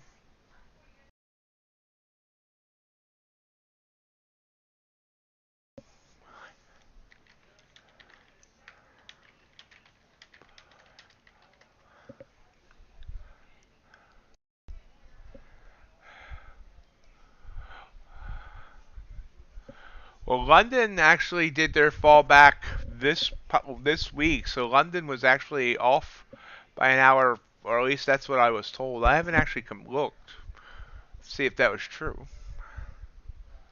Let's turn back time, shall we?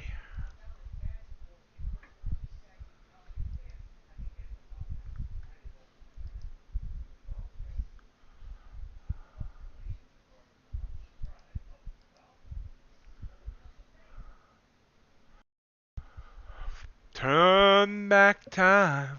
I don't know, hard to tell. This is 2 a.m. This is 3. I don't know. Or 1 a.m. I have no. Oh wait, look at that. Yeah, I don't know. I'm confused.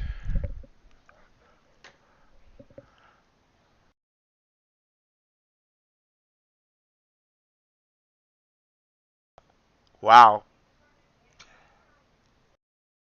Oh, good. We actually have someone from London that can confirm.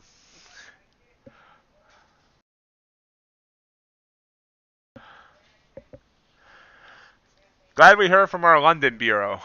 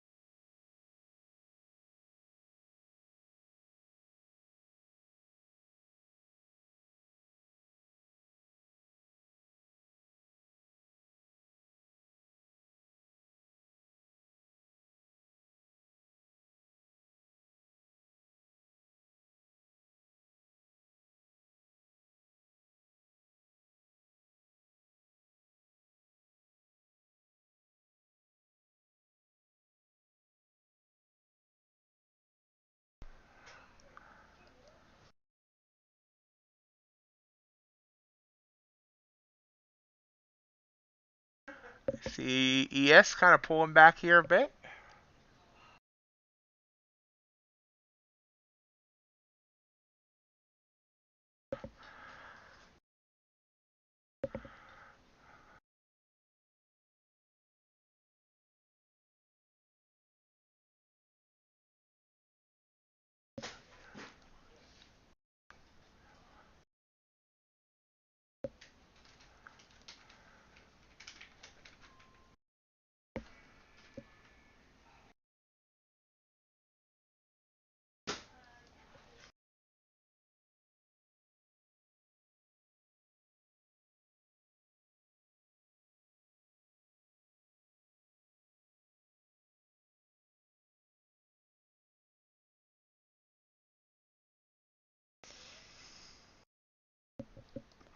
Give me a second here.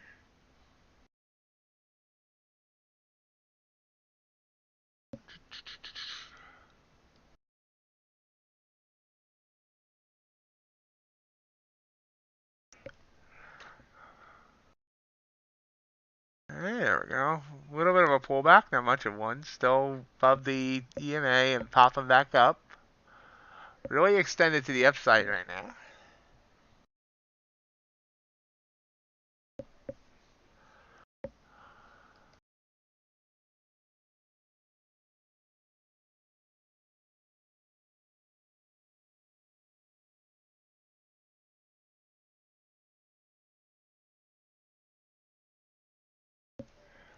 By the way, Avi, you are the 100th human member of the Discord. Welcome and thank you for joining.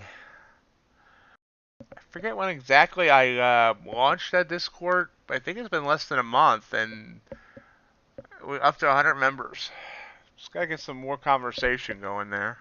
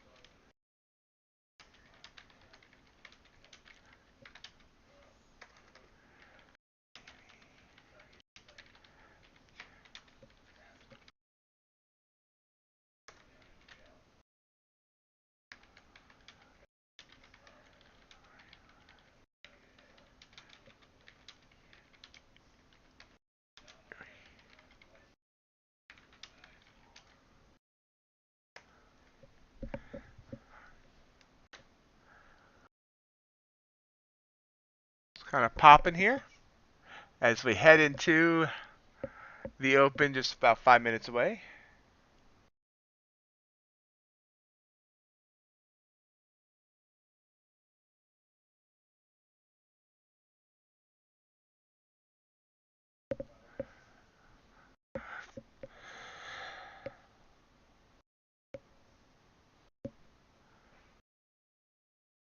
Thank you, Chef.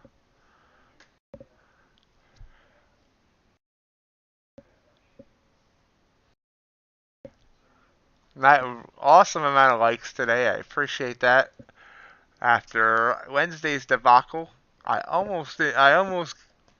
really considered no longer streaming.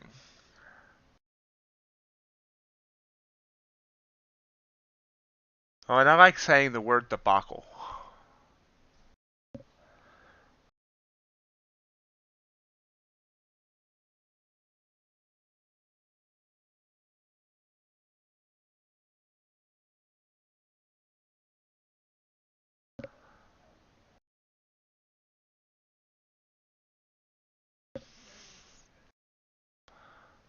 Oh, big move up here 5 minutes before the bell. up to 37.84. NQ up to 10.921. Will NQ hit 11,000 today?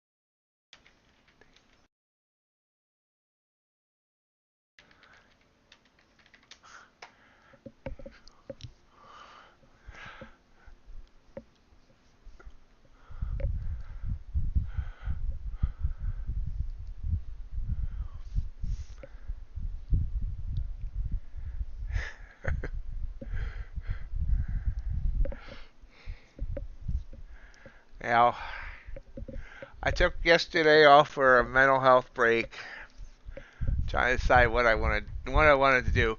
Now, I will admit that the extra sleep was nice. I don't know how you guys do it that are on the West Coast.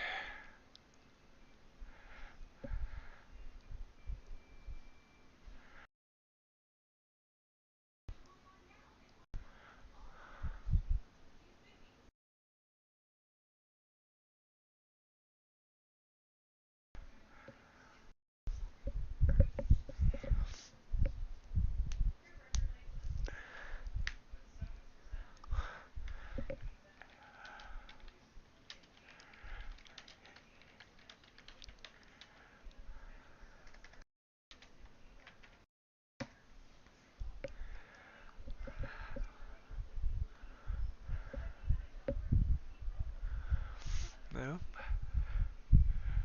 Let's see where we head. 2 minutes as Ace says. We'll switch to watching ES and NQ on a 5-minute chart.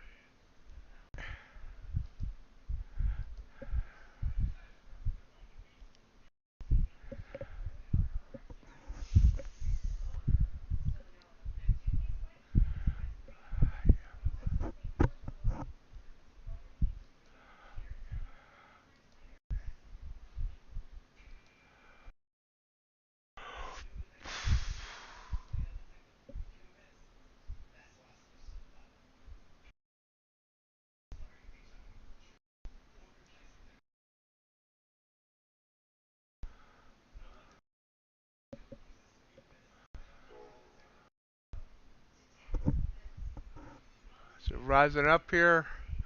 See this 5-minute candle went up 6 points here before the open. About 45 seconds.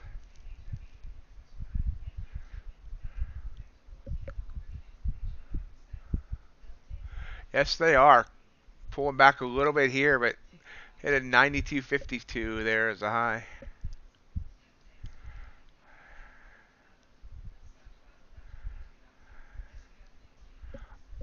Awesome.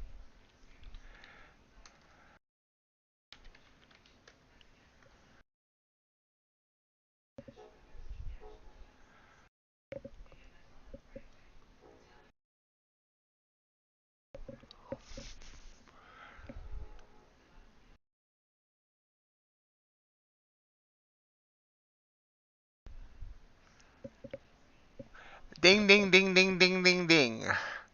Ding, ding, ding, ding, ding, ding, ding. NQ up 20 points off the open. ES up 2.5.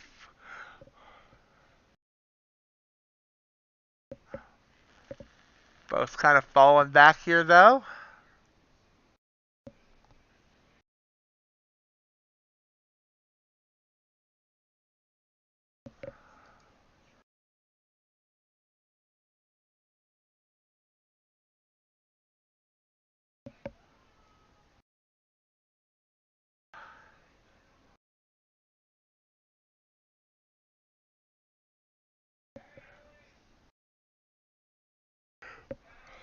Mm, not not really blowing our doors off.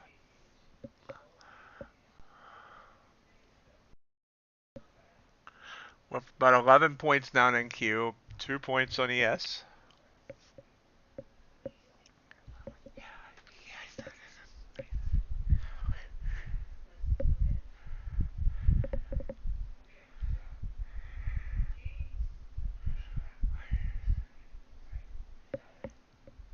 Pulling back now with red.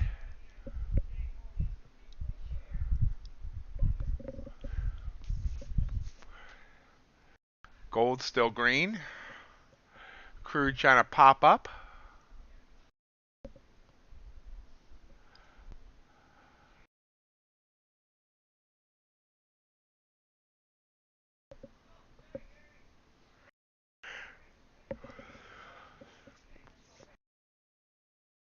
Not a lot of movement here at the beginning.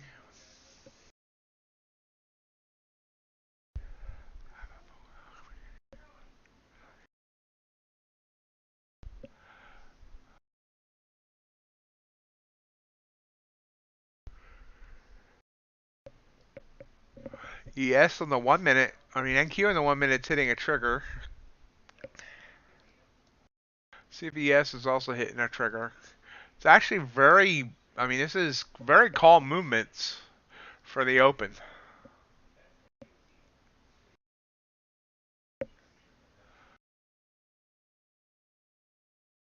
There's a little bit more of a movement. And now it's starting to get some oomph to it. We were oomphless there for a second. Now we got some movement down. Wow, big move down. Big move down. Big move down.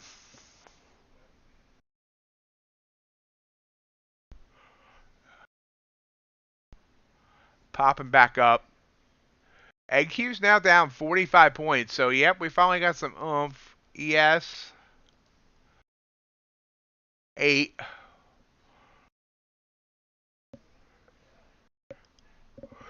But climbing back up.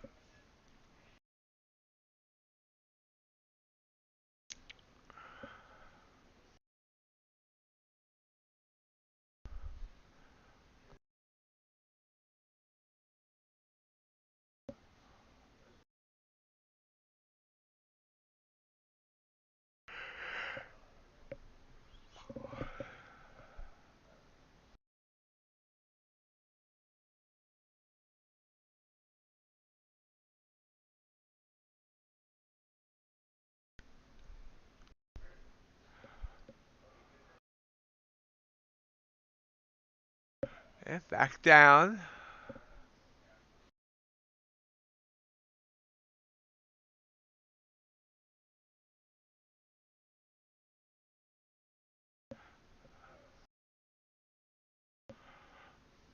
Close of this opening 5-minute candle in 45 seconds.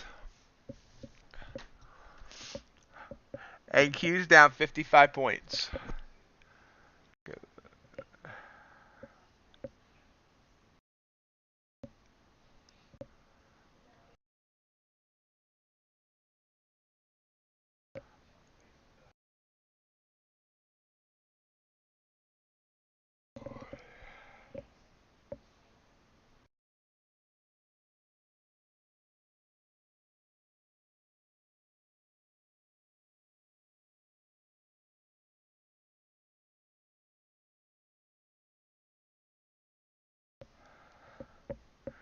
So we closed down 11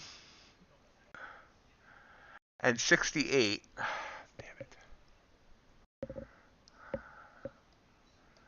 Ultravon coming down a bit.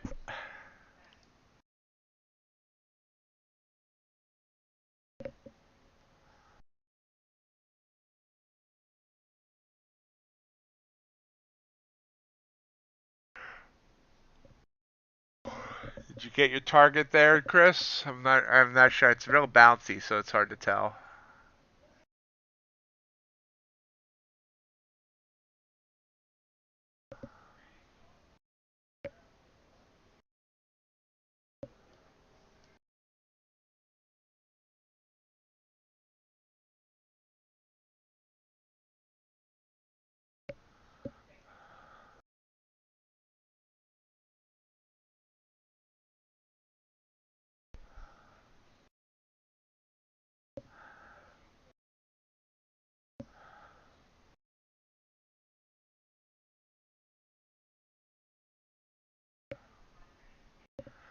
Watching this, trying to dip down, kind of flagging. It's all sideways right now. There's a push.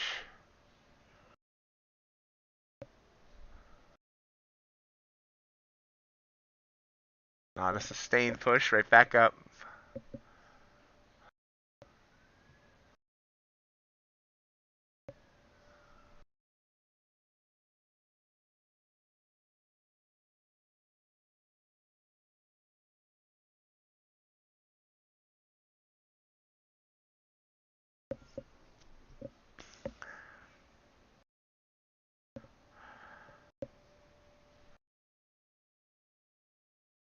Popping back.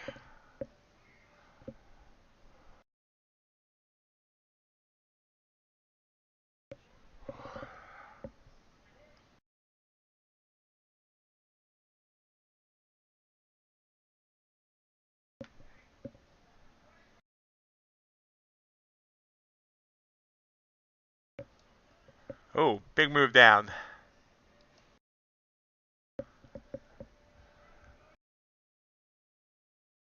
Candles. Wow. Not afraid to fall. NQ straight down to 830. ES down to 37.67. Ultra Bond down to 126.28. As we still continue to fall. Gold's hanging in there. Crude's kind of sideways.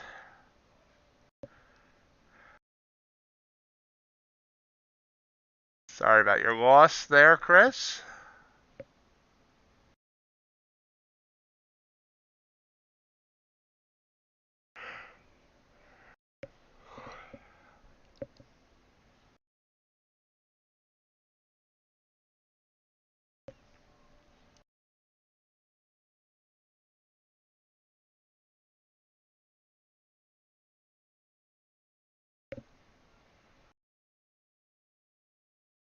Still a good day, Chris.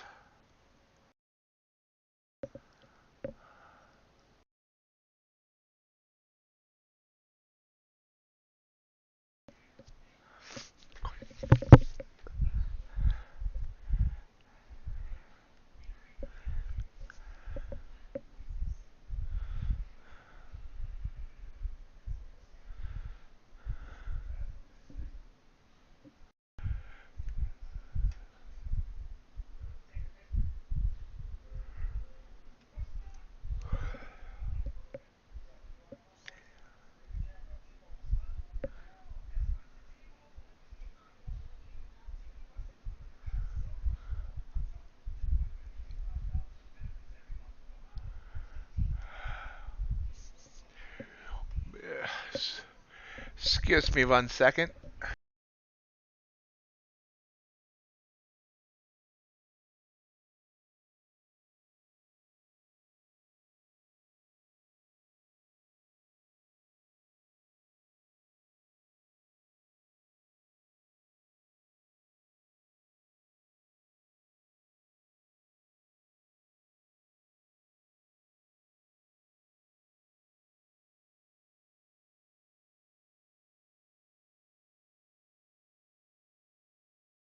Guess we're continuing to see this fall.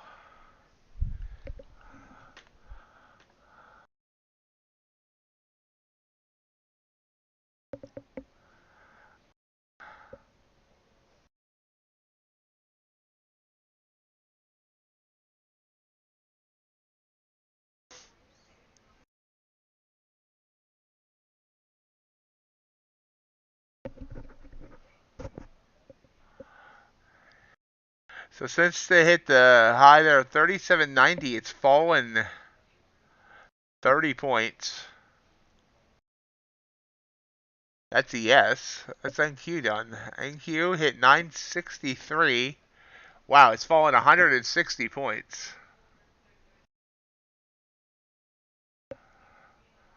Low of the day was 636. That was on a news candle and it burst up from there. RJ, your thoughts? He loves it when I put him on the spot.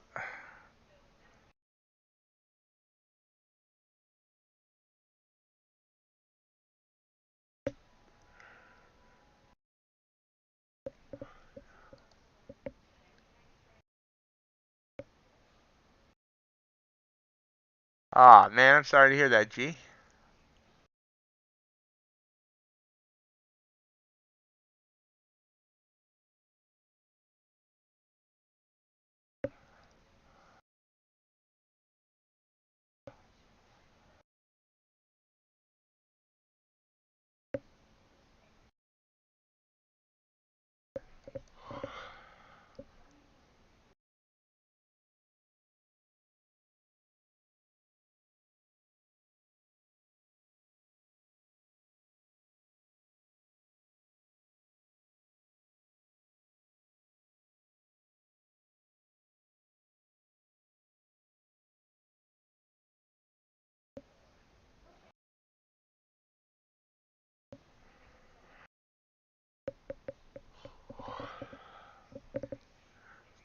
Good luck, Chris. Oh, that's right, we do have a Fed speaker at 10. Thank you for that reminder, G. I need a place I can put the news up on the stream window, but I'm not sure where.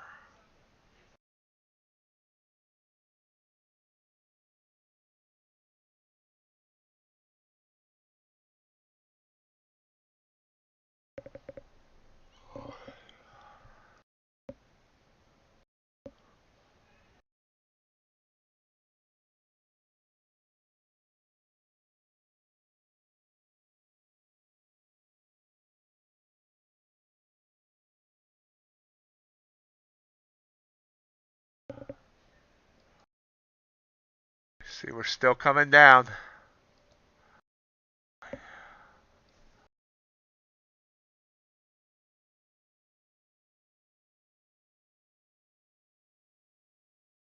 All right, RJ.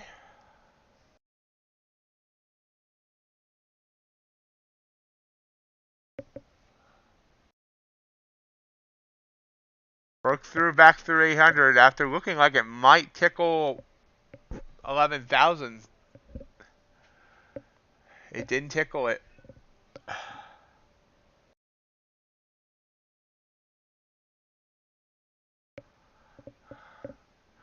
Chris, are you okay?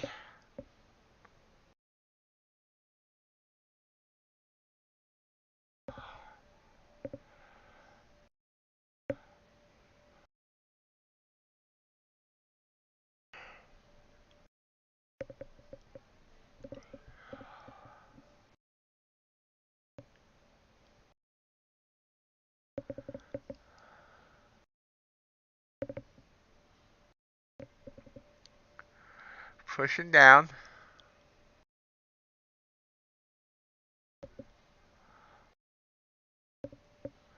Wow, free falling here. Free falling.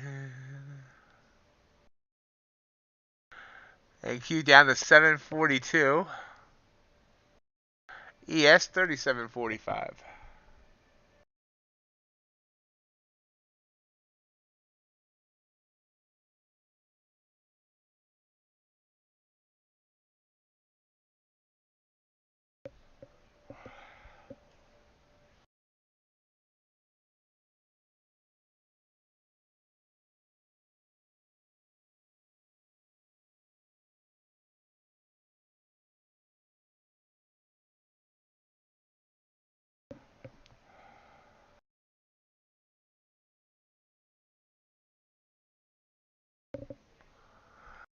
Well, you know what? If I had entered on a trigger candle, and I may have, you never know. If, it's gone 30 points down, so while it may be a retrace, it would have been a very profitable move to take the short.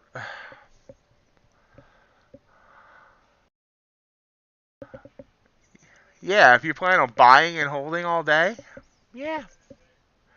But you know what? I'll take 30 points on NQ. I mean, ES any day. I'll take 30 points on NQ. For that matter, if you want to look at NQ. off of the trigger.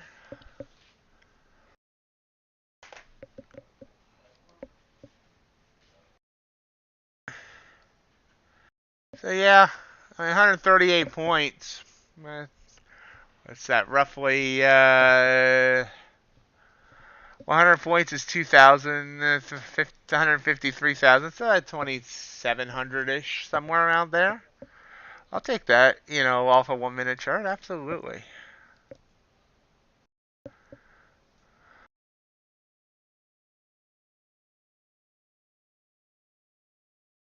Little bounce here.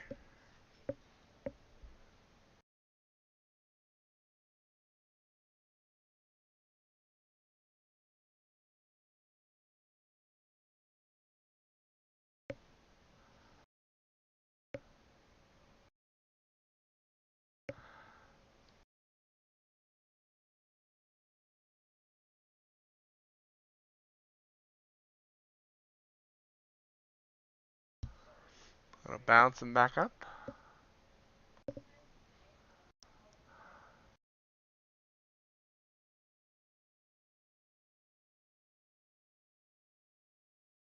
Look at an hourly chart.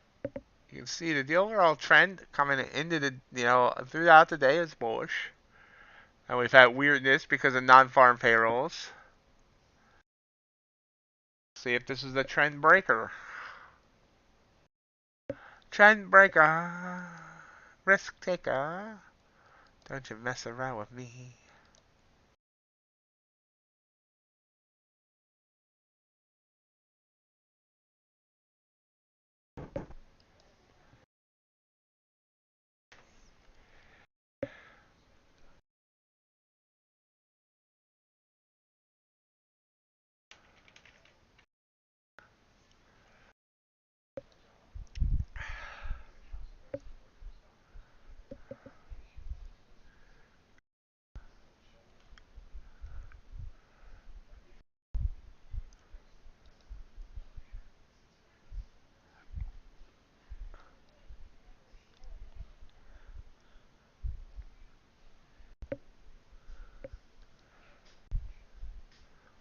ES continues to push down below this move. Was 51? No, 44. I had it on the wrong candle. 44.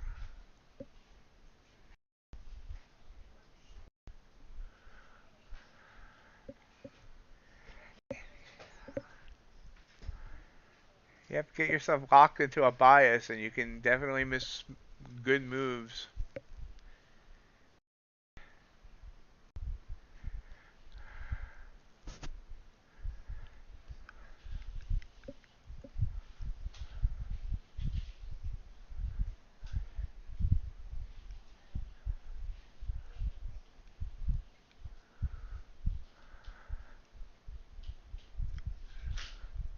I forget, do we have this conversation? Do we have? I don't think I have volume candles.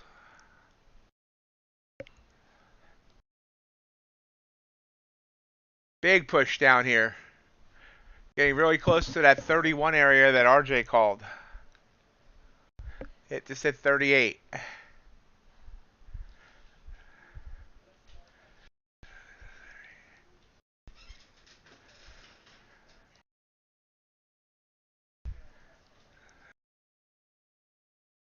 So off that trigger candle, this has gone 37.5 points.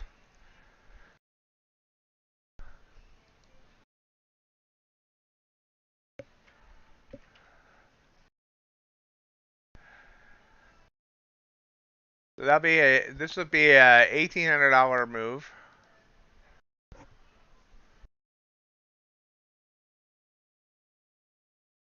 And Q continues to move down as well. That's now up over 150 point move.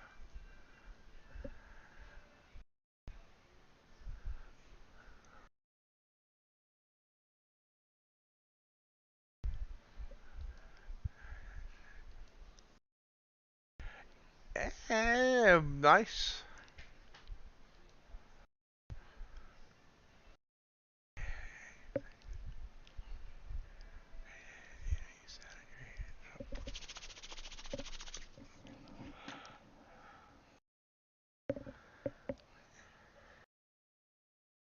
he basically told people erroneous information by saying you'll lose on a 1 minute chart. When I'm showing right here that by sitting on your hands, or I'd sat on my hands, missed a $1,800 move here on ES or a $3,000 move here on NQ.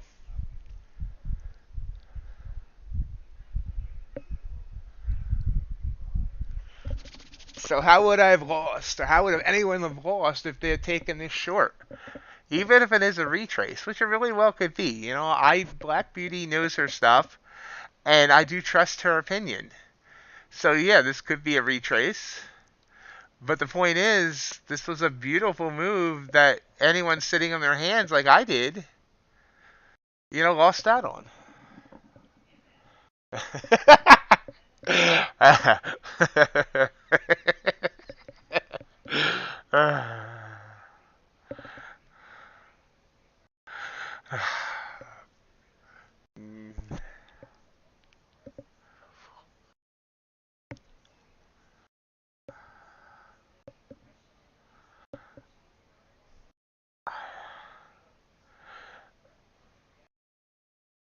Anyone that thinks there's only one right way to trade, or only one way to look at things in trading, is just wrong. There's many different ways to be profitable in trading. And the same person using someone's strategy could end up losing because they don't grasp it well, and they might grasp a different concept well.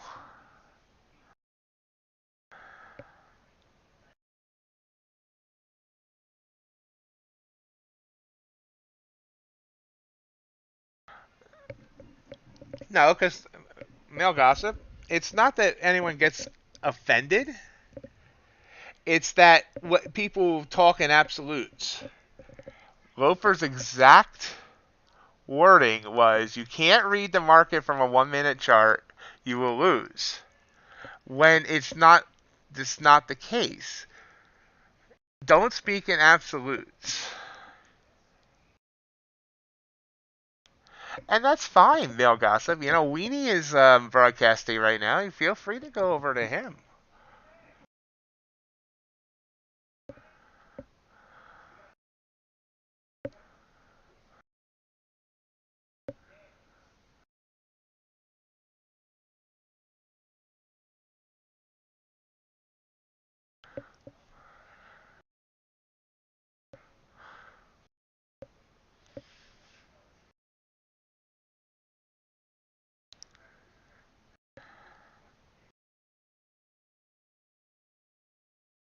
Sith. Is that Star Trek?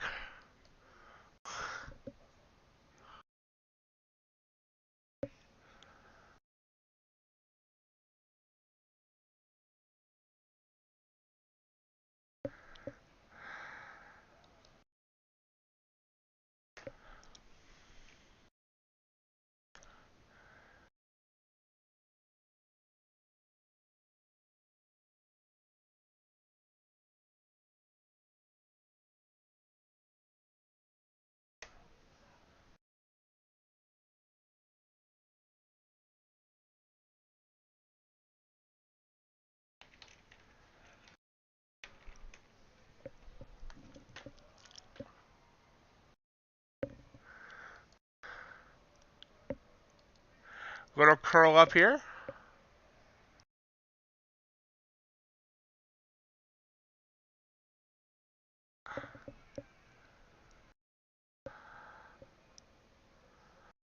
All right. Where are we at now there? NQ's up to 76. Got a ways to go toward 800 yet. Well, NQ it could burp another 20 points, so maybe not.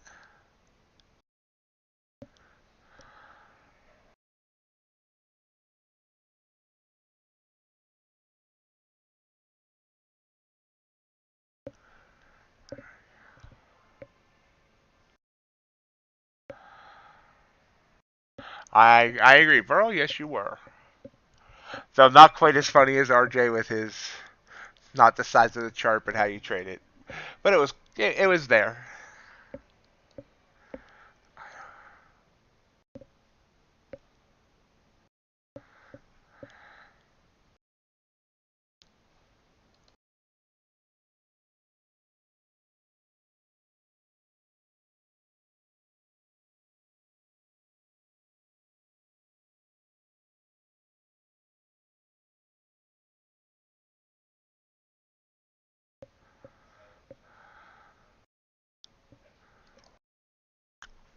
Oh, there's the pop-up. I said it could burp 20 points, and boy, did it burp. Above 8.6, up to 816 now in NQ. ES popped up to 3760. So since the very low, it's already popped up on ES 38 to 63, about 25 points on ES.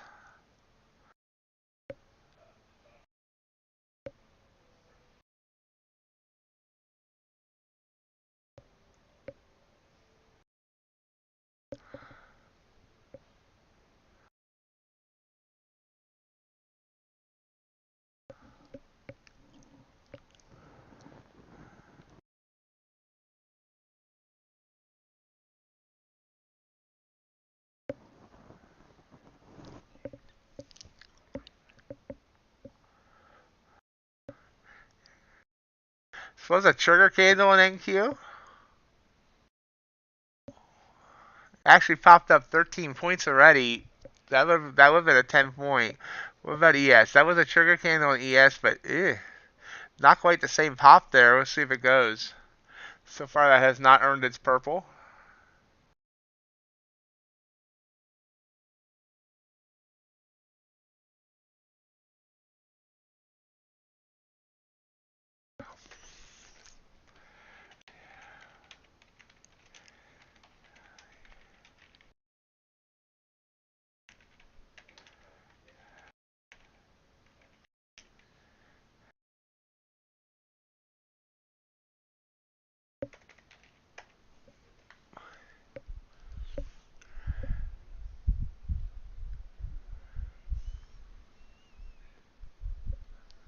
Fed speaker in like 2 minutes.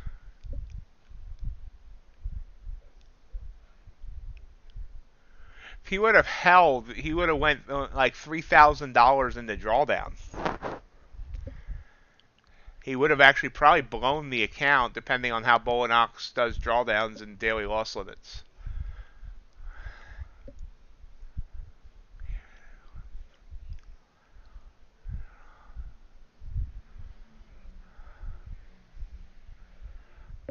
Fed speaker in 1 minute.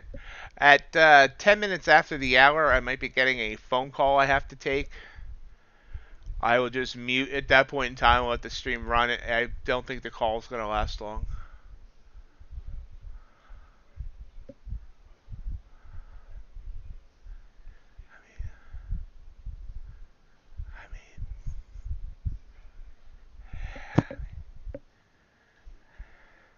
Yeah. I mean, on that same premise, we go to a daily chart here. You know,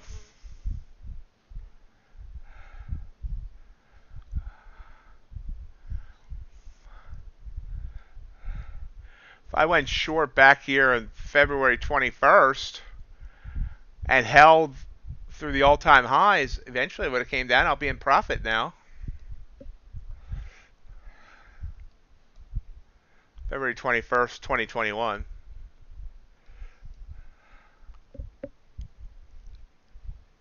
Not the long trades. I agree with Ace. You know, I think if you shorted back here, you know, back in 2010 and at like, you know, 1764 on Nasdaq, I think you're pretty well screwed.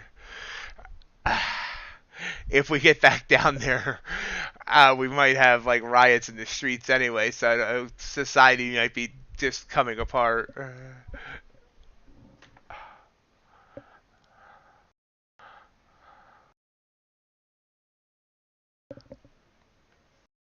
It's not that I don't invite criticism. I think it's the way people do it. I hate absolutes. You know, I almost always speak in opinions because there are people that successfully trade just the 1 minute chart. So saying you're not going to be able to trade the 1 minute chart for profit is just not true. By the way, this would have worked. It did earn its purple. But so people need to, you know, to not talk, especially people here, because no one here is, well, I should say no one. But most of the people here are still inconsistent traders, put it that way. You know, so to talk in absolutes, it's just, I don't understand it. You're fine, Ace. You're fine. Yeah, you're right, RJ.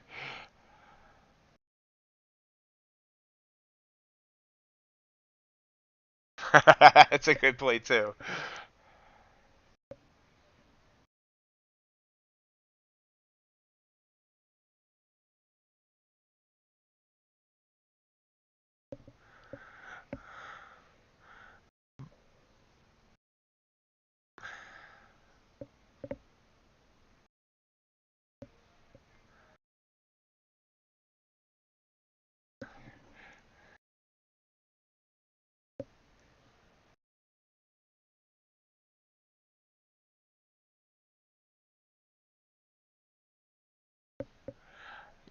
You know, gossip. My automated strat, which is based 100% on my manual trading strat, doesn't care what the trend is and is showing consistent profitability.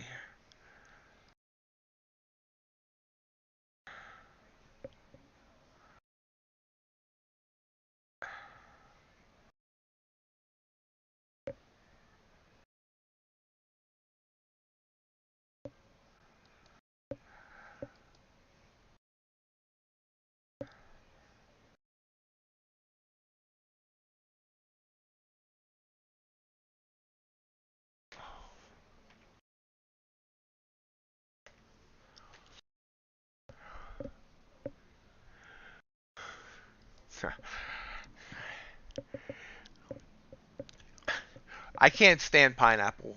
Doesn't matter if it's on pizza or raw, and which is a shame because it's actually pineapple has enzymes in that are actually good for diabetics. But I can't stand pineapple.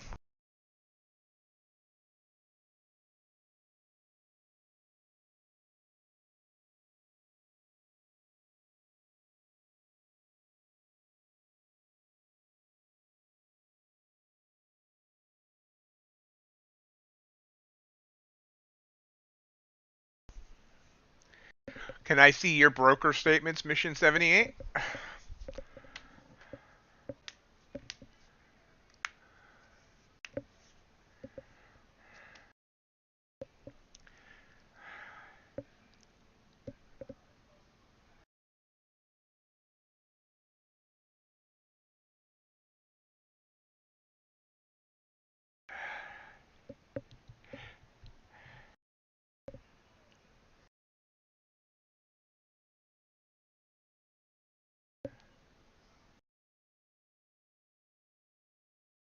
So we're 5 minutes after the hour. There is a Fed speaker speaking. I assume he's speaking, but he's not really affecting the market.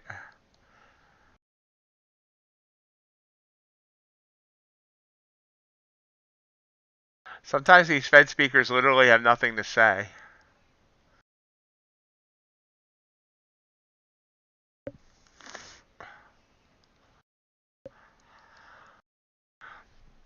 He is talking. It's too early to predict how far the Fed will need to raise rates. Options should include 75 basis points as well as smaller moves.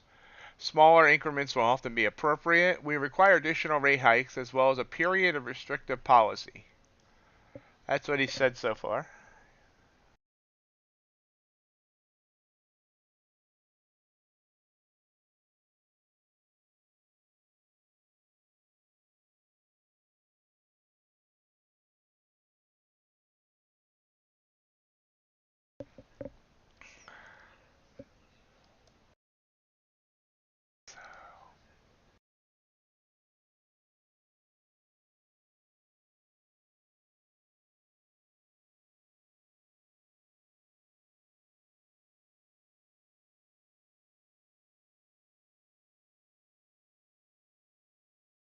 This up move started before the Fed speaker started speaking.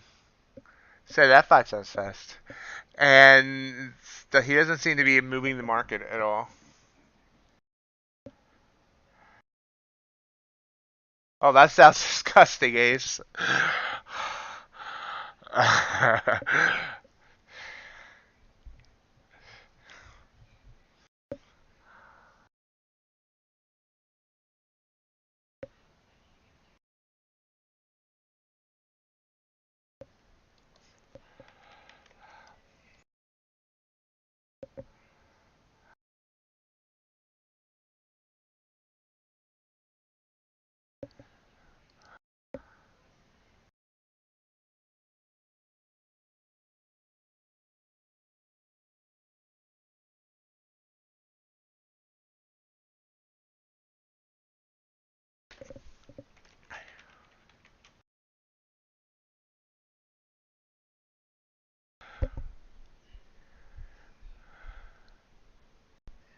Hey, how you doing? It's been a while since seen you. How you been doing? Again, guys, if you hear the phone ring, I'm going to be muting it for a couple minutes. I'll still be monitoring the chat, so don't go all haywire on me. Pull back here.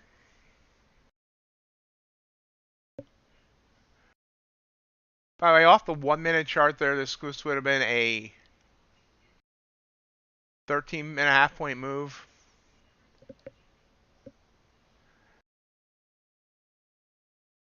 Hey, Glitch, how you doing? That's awesome to hear. Glad to hear that. Unless you're literally on fire, that wouldn't be good.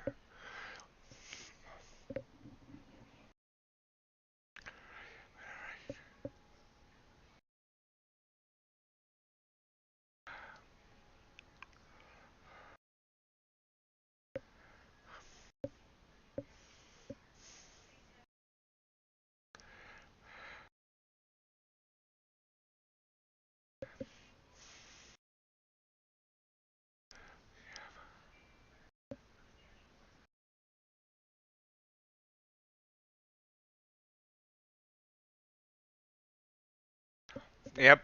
I've had to clean out my life savings and promise to name my newborn after him, even if it's a girl. Yeah, my firstborn. I'm never gonna have children, so the joke is not really there. But and if I just fumbled that joke. That just sucked. Anyway, but yeah.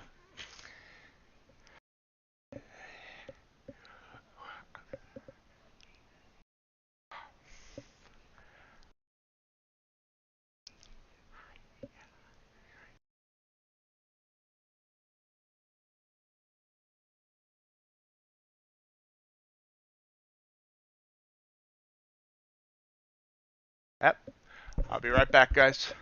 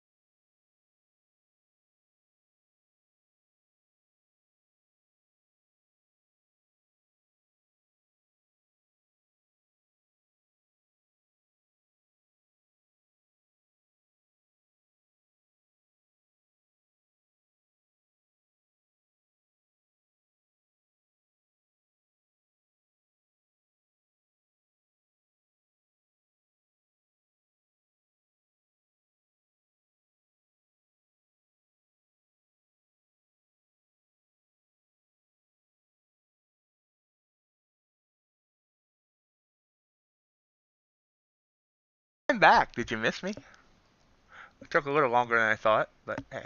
CES is coming back up. So now, everybody was right that's saying it was a retracement. You can see it's made it all the way back. So the whole retracement idea was right. Chris was right. Black BD was right. But that doesn't mean that if you're looking at a more micro level, you can't make money on the pullbacks. You just got to figure out what's a pullback like this versus a pullback like this, and that's not always easy. I try to use bands. You saw how much we were squeezing here. So you got to use tools to figure it out, and it's not something I've gotten down totally yet. But look at the squeeze on the Bollingers.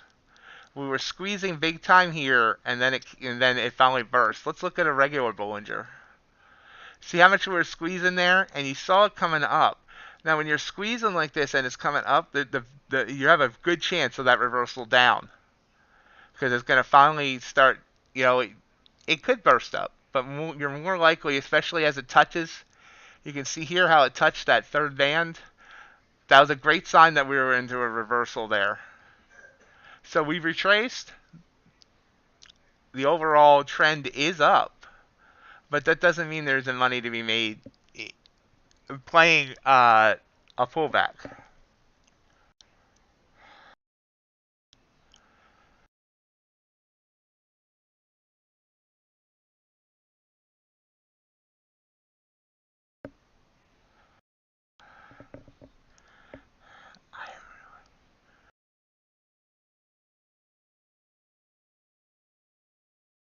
One of my personal favorites is the 1037-second chart.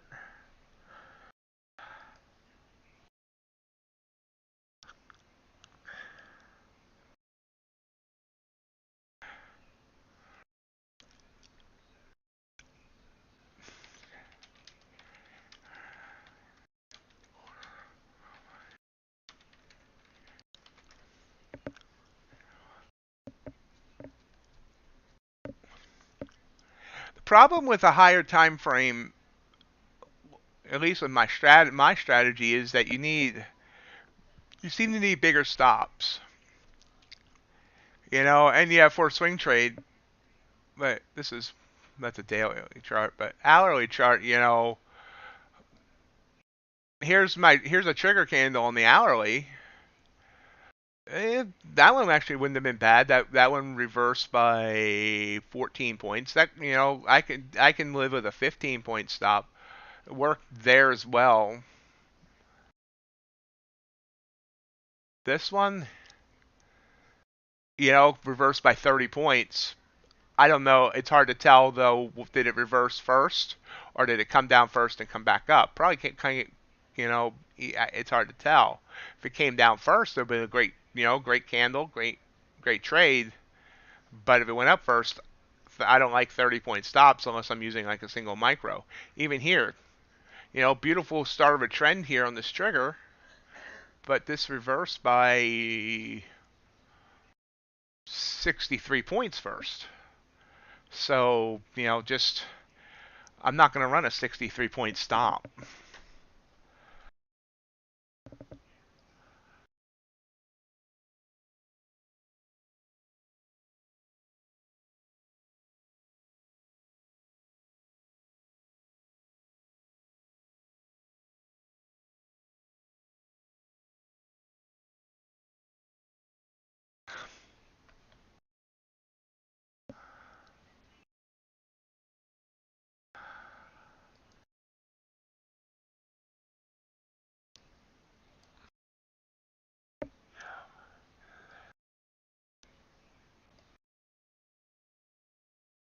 So, following my triggers, I just followed my triggers. And I didn't want to follow this trigger only because I knew that phone call was coming. I didn't want to try and manage a trade in a phone call. But just following this trigger, I could have got, obviously not going to catch the exact bottom. You might every now and then out of luck, but you're not usually. But say 30 points. If I followed it down to there and let it reverse up some. So let's say I let it reverse up on that first big green candle after that 27 points.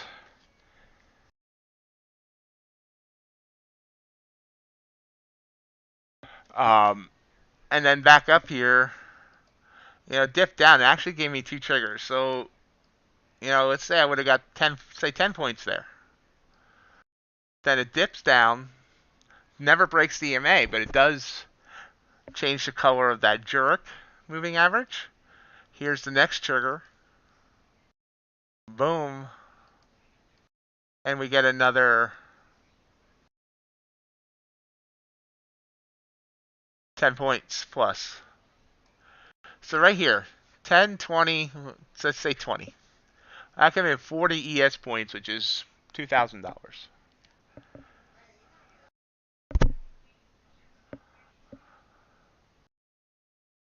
And if we want to go back here, this was the last trigger candle, or this one. That one went 28, or if you only went for one, go for 10. Oh, it's 15 right there, and then another trigger candle. Back up.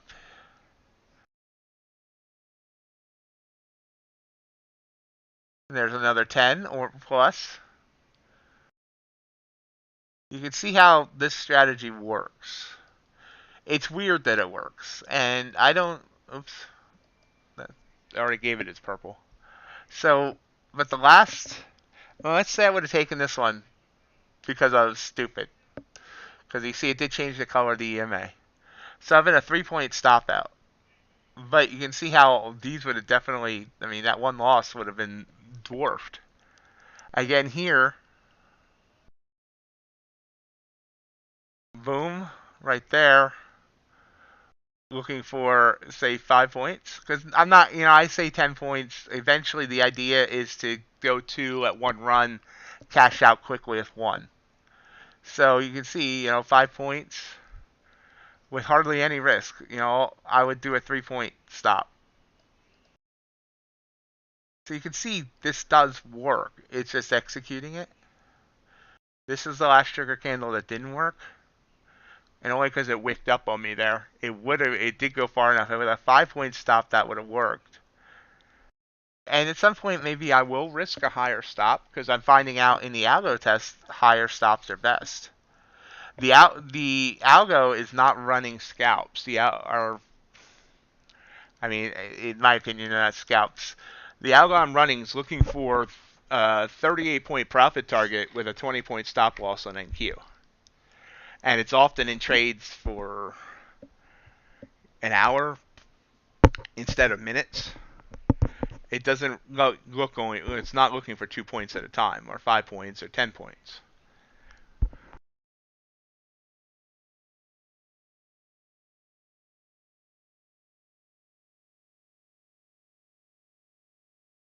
And to the point that I will give, I think it was gossip, but I'm not 100% sure. But I think it was gossip that said you get in more trades, you have more chance of losing. And so far, I have tried tests with like a 10-point profit target, 5-point stop, 10-point profit target, 10-point stop on NQ with the algos, and they didn't do well. I also have tried algos with the big targets, but with trailing stops, or if it goes a certain point, it's the stop moves to break even, and those don't do as well because they get into more trades and there's more chance of a bad trade. It's weird, but that's the truth.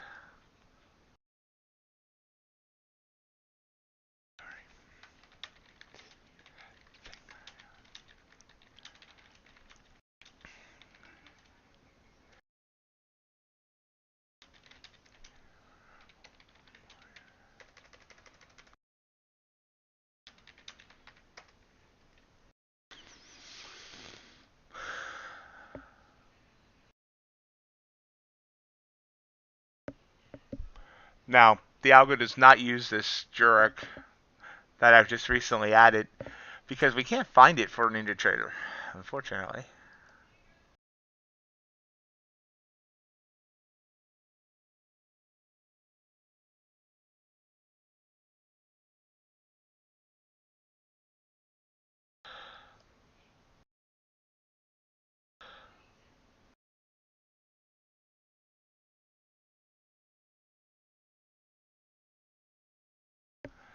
So we're rising up toward 3,800. Where's NQ at now? NQ's trying that run back up to 11,000. So it was a great call by Black Beauty that this was a retrace. That said, I would not have wanted to hold through the retrace because you know it depends on the size of your account and how much risk you're willing to take. But on most of these prop firm accounts, you cannot hold something for a $3,000 drawdown, even if it's unrealized. It's risky. It's going to be, some depending on, I know on Tostep, as soon as you hit 2,000, whether it's unrealized or realized, you're cut. I think Earn the Trade's the same way with its daily loss limit. So, you know, you can't just hold and hope. It's better to cut it quicker and then get back in once the move starts going back the direction you expected. I don't know. It was a question earlier, when Chris was in Assure and Black Beauty told him to hold on because it was just a retrace, and she was right. It was a retrace, but it would have put him in at least a $3,000 drawdown unrealized until it started moving back up.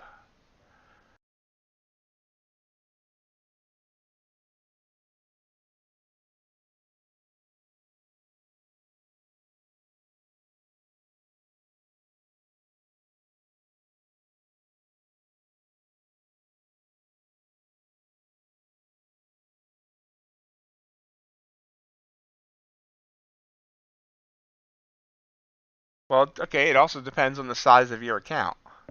My Tostep has a $2,000 daily loss limit. As soon as that's hit, I'm out. I was talking about Chris's trade, not your trade. Because she addressed Chris and told him that he could stay in because it's a it's gonna reverse. Well, see, okay, yeah, no, micro trade. He's using regular NQ. Micros, you absolutely can use a bigger drawdown.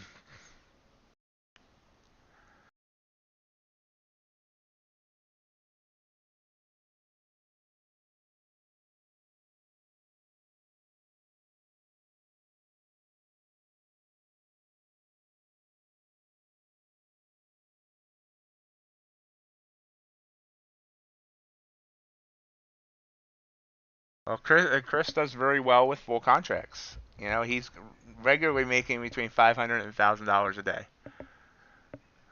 So he has no reason to use micros.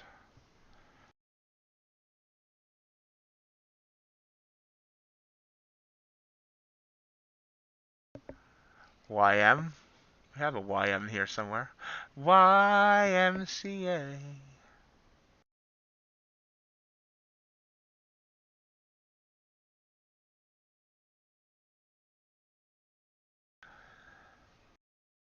Now, I admit, Chris does make me a little bit nervous on some of his reversal plays, but they usually work out for him.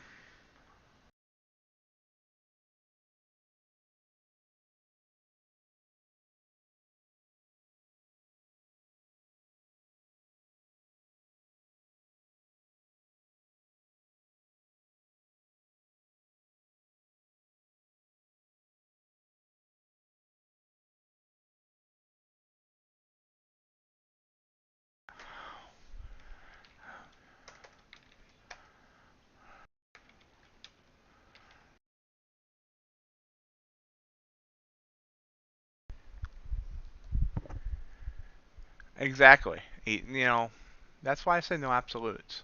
I'm not going to sit here and tell anyone. Well, copper's still heading up. I'm not going to sit here and tell anyone that their strategy is not going to work. Ever.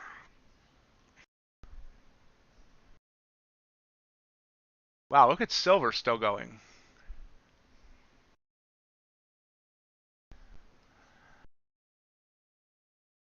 Holy wowzers, Batman.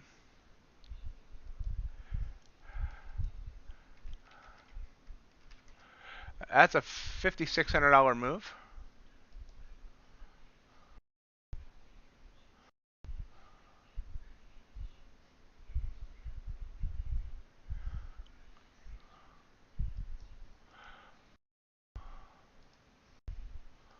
Lean hogs. What did lean hogs do today?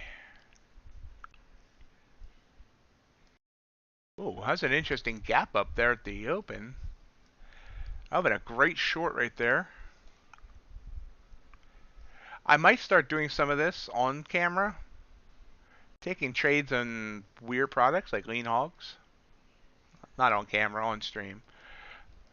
So you can see these would have been good moves.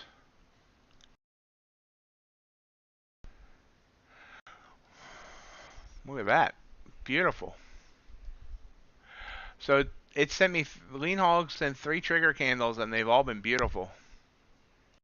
That right there, folks, is a $120 move.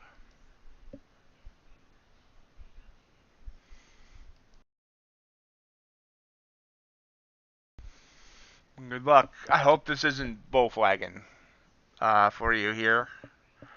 Oh, there we go. There's a nice, decent move down. Popped right back up, though.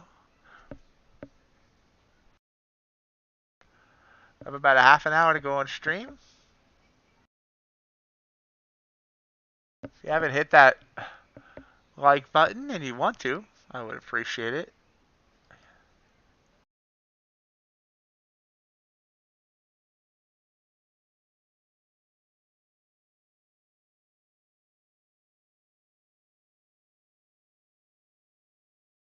For those that wanting to follow Black Beauty, she's up 1,500 for the day and done.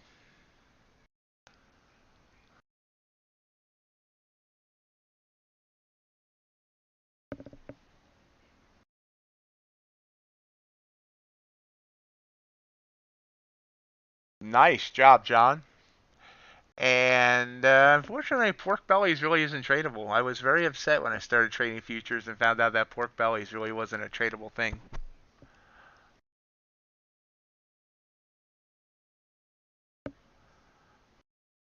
Nice, Chris. Great job.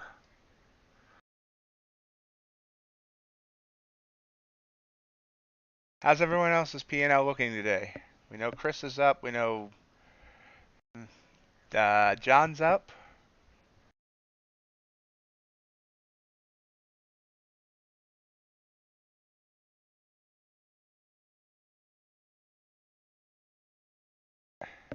Yeah, I'm not looking forward to the games in Houston either. Their bats just went cold. It sucks having to go into the office, John. Nice.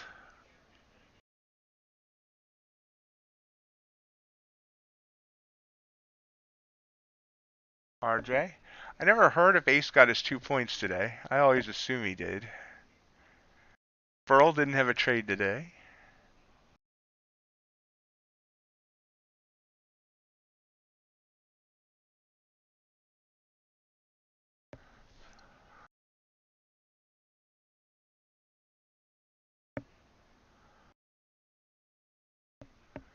Yeah, that's one of Hoskins' problems.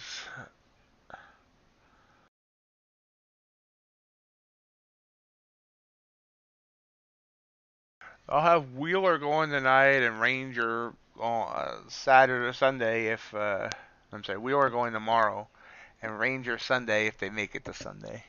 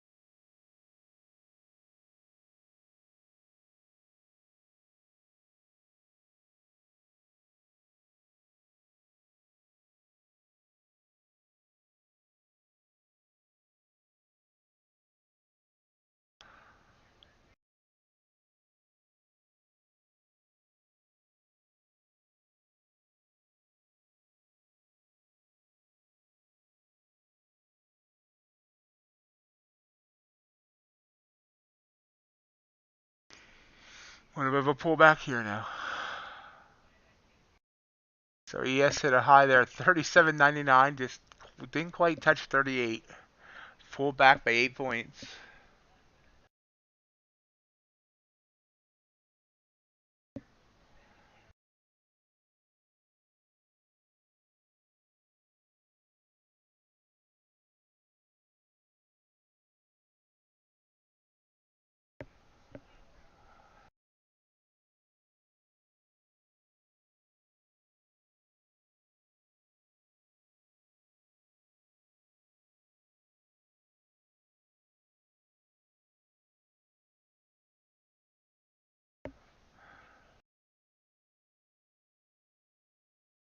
Just kind of sitting here and waiting to see whether it wants to, pull back here or not.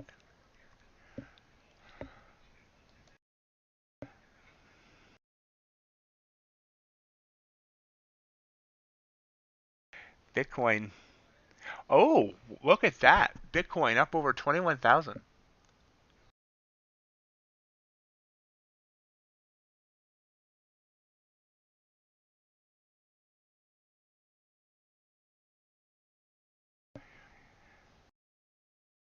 I'm actually holding some Bitcoin right now. I'm wondering if this is where I should sell.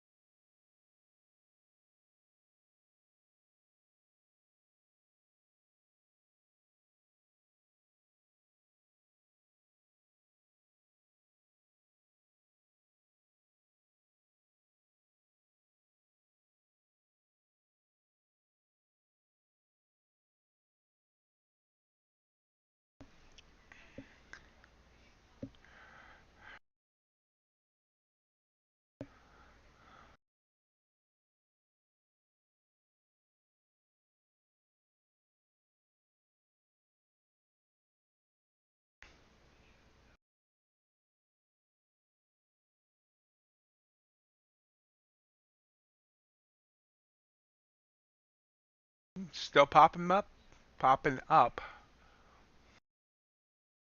Kind of taking a breath. Ultra Bond doing. Ultra Bond, yeah, also a nice rise up there. Beautiful trigger candles today, really. This one I don't think that would have faked me out. But this one here, beautiful.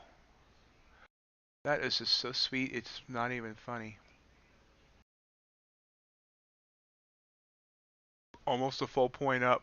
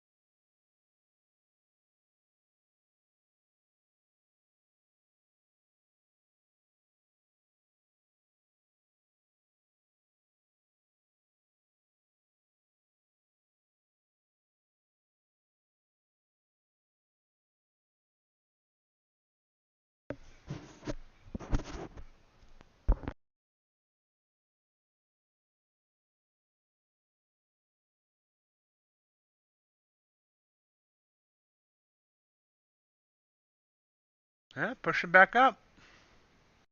ES finally hit 38. NQ here you see up to 969. So it's gained back almost everything it lost yesterday. Yesterday it hit a high of 996. So it's almost there. Strong candle up. Strong candelabra. This hourly candle's up 125 points.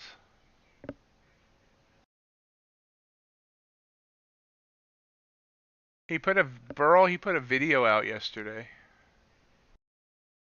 I think he's taking a break from social media type stuff. That's my guess.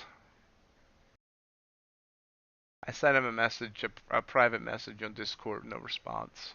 So I think he's just staying away from things right now.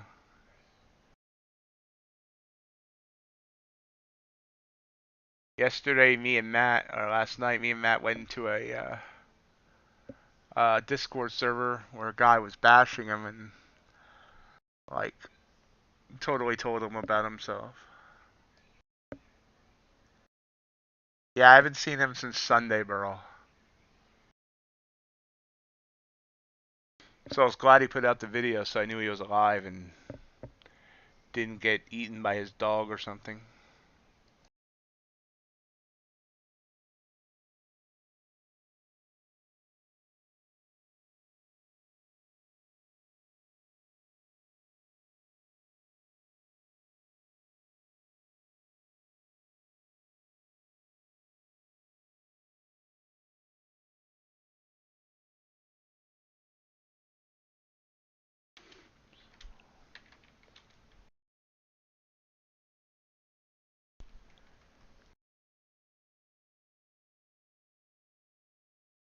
I'm not sure when he's putting the Porsche away for this winter. Ooh, so big burst there. And this is often where reversals happen. See how this came up and then burst up through those bands. So we'll watch to see if this is a confirmed reversal. I know he got the Jeep for the winter months, but I know here it's been unseasonably mild, so I'm assuming it's still pretty mild up there.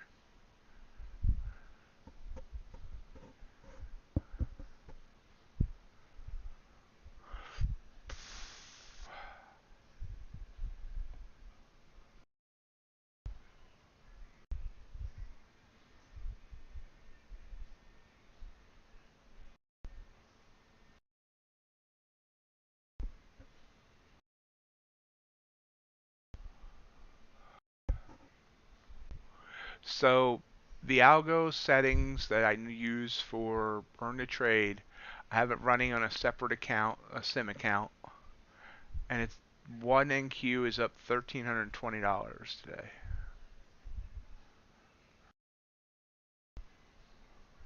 That's been running, running it since the last evening open at 6 p.m.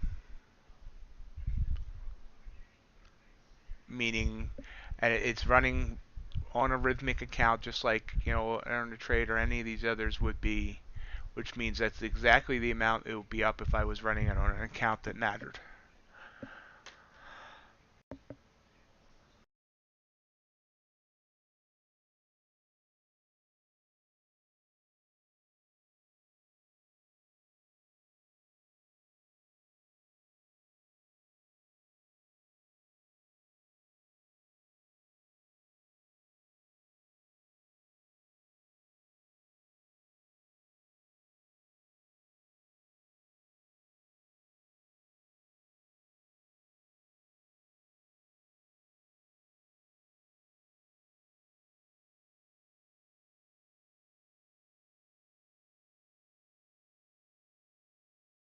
Oops. Still trying to come down here but not doing it real fast.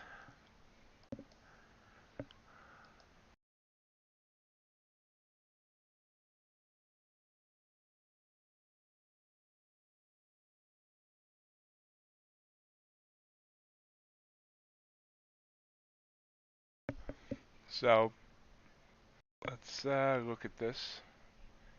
I can find my software. This is for this week.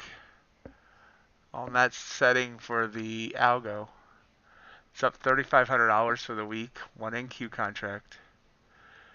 And that's only on a 40% win rate, 39.73. Because its winning trade is almost double the losing trade. The average time it's in a trade is 55 minutes.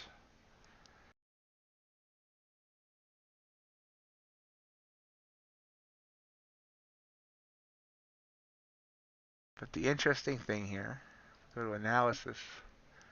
This is a daily. You can see there's days it has, oh, these are hours. I'm sorry, this is an hourly. And you can see the best time is the evenings. 5, 6, and 8, 11. A little bit of a pullback there. So running it just from the open until London opens is actually the best time for it. Because you can see during the day it gives back usually. Up and down, up and down. see, this is the daily.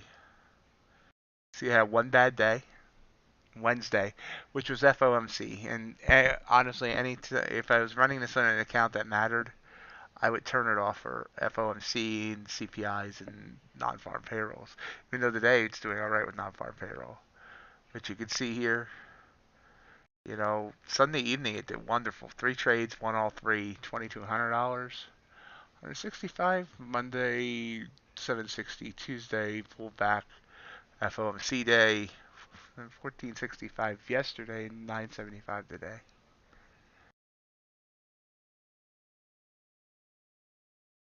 Now, if you want to see even better numbers,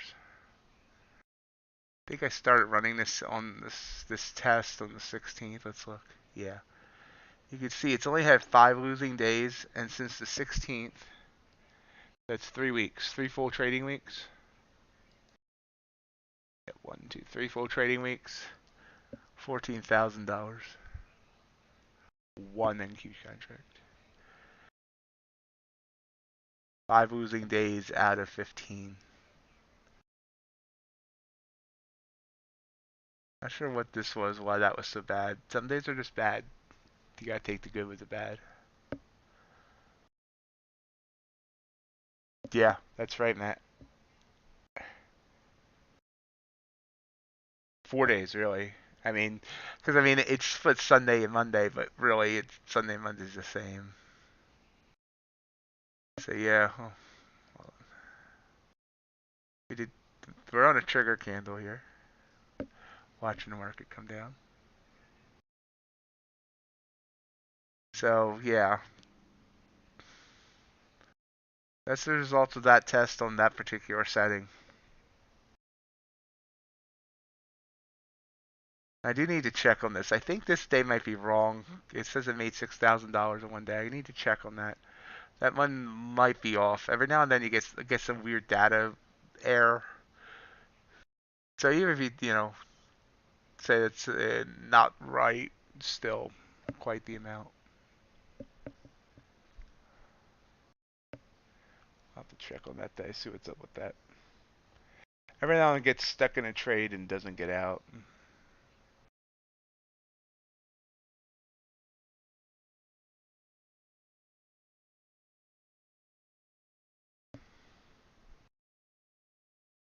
Oops.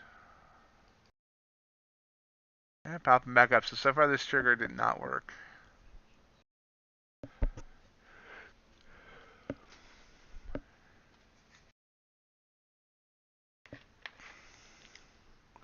But I got some of the best data scientists in the world working on this. Well, okay, not really, but Chef and Matt and uh, Justin. Up, coming back down here. About 10 minutes to go in the stream.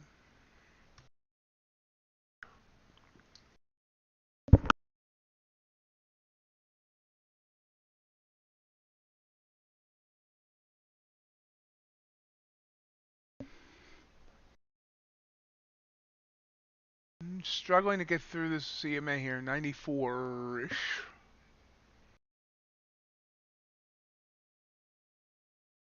Oh, you kind of did the heavy lifting to begin with. I mean, we wouldn't be here without you.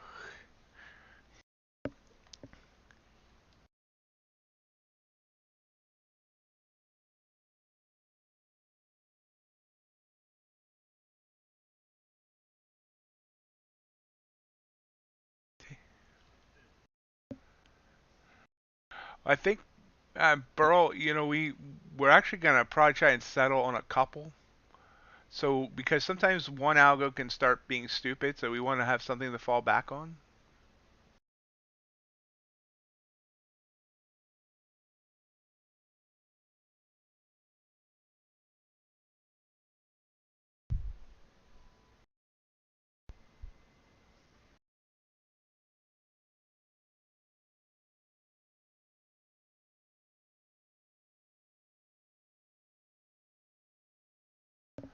Coming down here. Beautiful move down.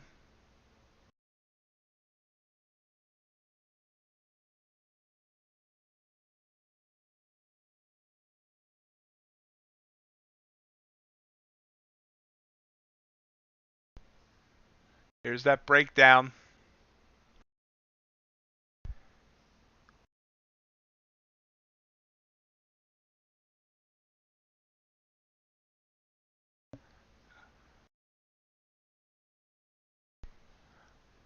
Boom.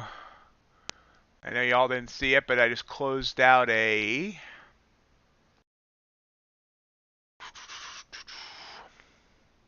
$337 trade, one ES contract short.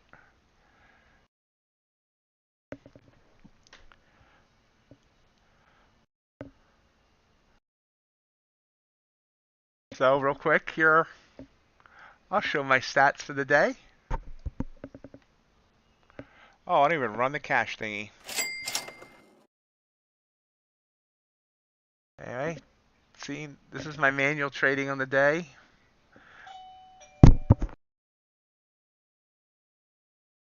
$162 on the day. I took a $150 loss, a $50 loss, then a $125 win, $162 loss, which was a absolutely stupid trade at the open. $87 win, and then a $337 win on that last move down. So you see 162, basically 50% win rate.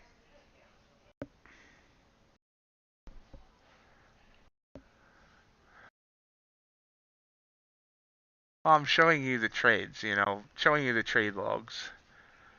The problem with, if I, I'll probably show the ending results each day. But if I show, I just, we'll think about it. That's Tradovate, Chris. Trading off of Tradovate.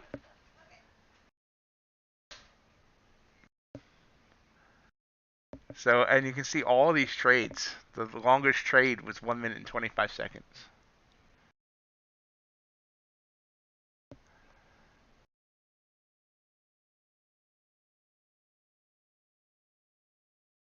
And this first one I actually screwed up on. I didn't have any brackets on. And so I added the stop loss manually. And I accidentally added to the trade instead of letting it be stopped. So I should be up more.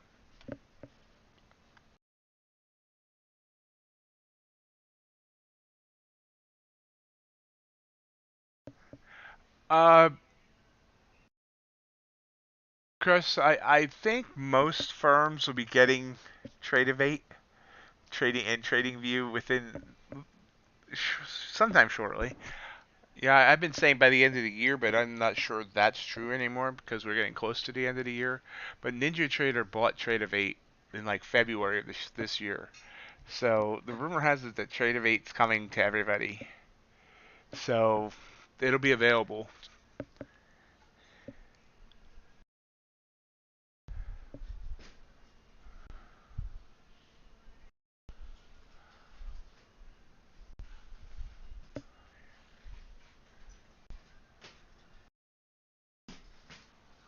I'm the biggest ES trade I've ever done.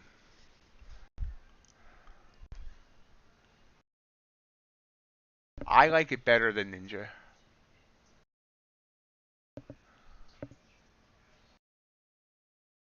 It's really easy to use.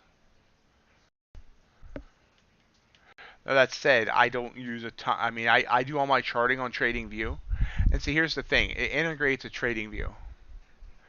So, I can enter a trade on Tradovate. Give me a second. Sometimes it does this way. I gotta log into paper trading first. Or maybe it's, oh, there we go. Log out of paper trading. Log into Tradovate. There we go. Connect. Connect. Connect. Connect. There we go. And you can actually manage your trade right off of TradingView. Now, I don't like entering on TradingView because I get slippage. So I still enter on Tradovate, but you can see here it shows that last trade. If you go back here, it'll show my other trades, so on and so forth. So it's really nice that way. If I place an order, let me place an order away from price.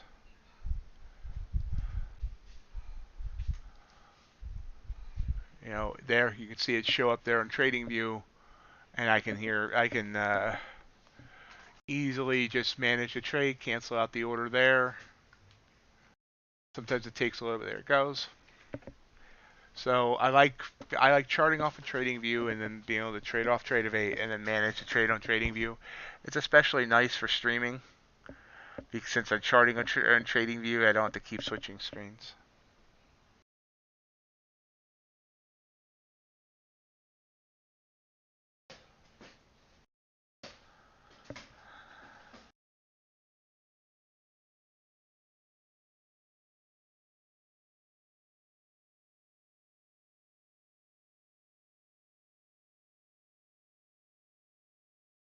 It is pushing lower. So we hit 38.05 and it's pulled back by 23 points. It's Tradovate. Hold on, I'll type it in chat. Yeah, I'm not sure when the other prop firms are going to start getting it. Right now, ETF, Tostep, and I want to say Trade Day has it.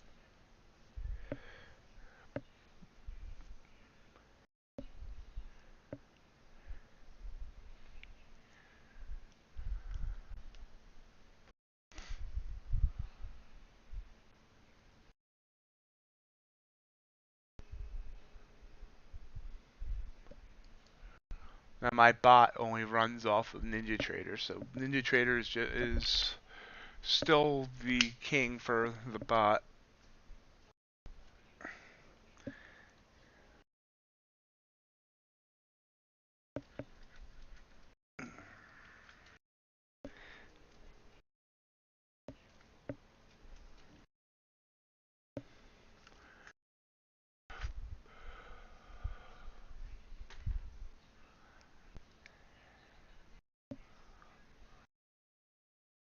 Beautiful move by Bitcoin.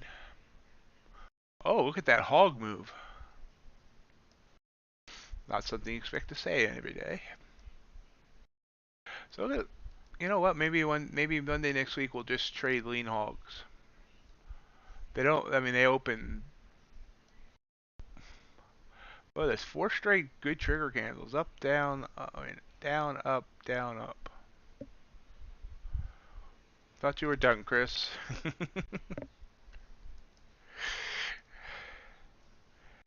Nice job. So here we are. Thank everyone for being here today. Appreciate all your support. I really do. We'll continue doing these streams and see how they go.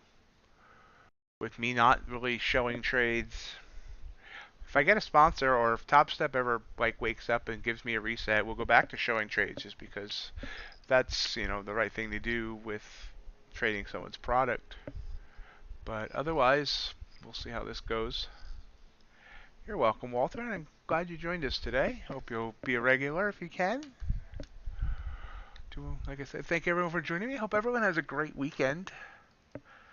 And we shall talk to you all next week. See you Monday. Bye. Thanks, RJ.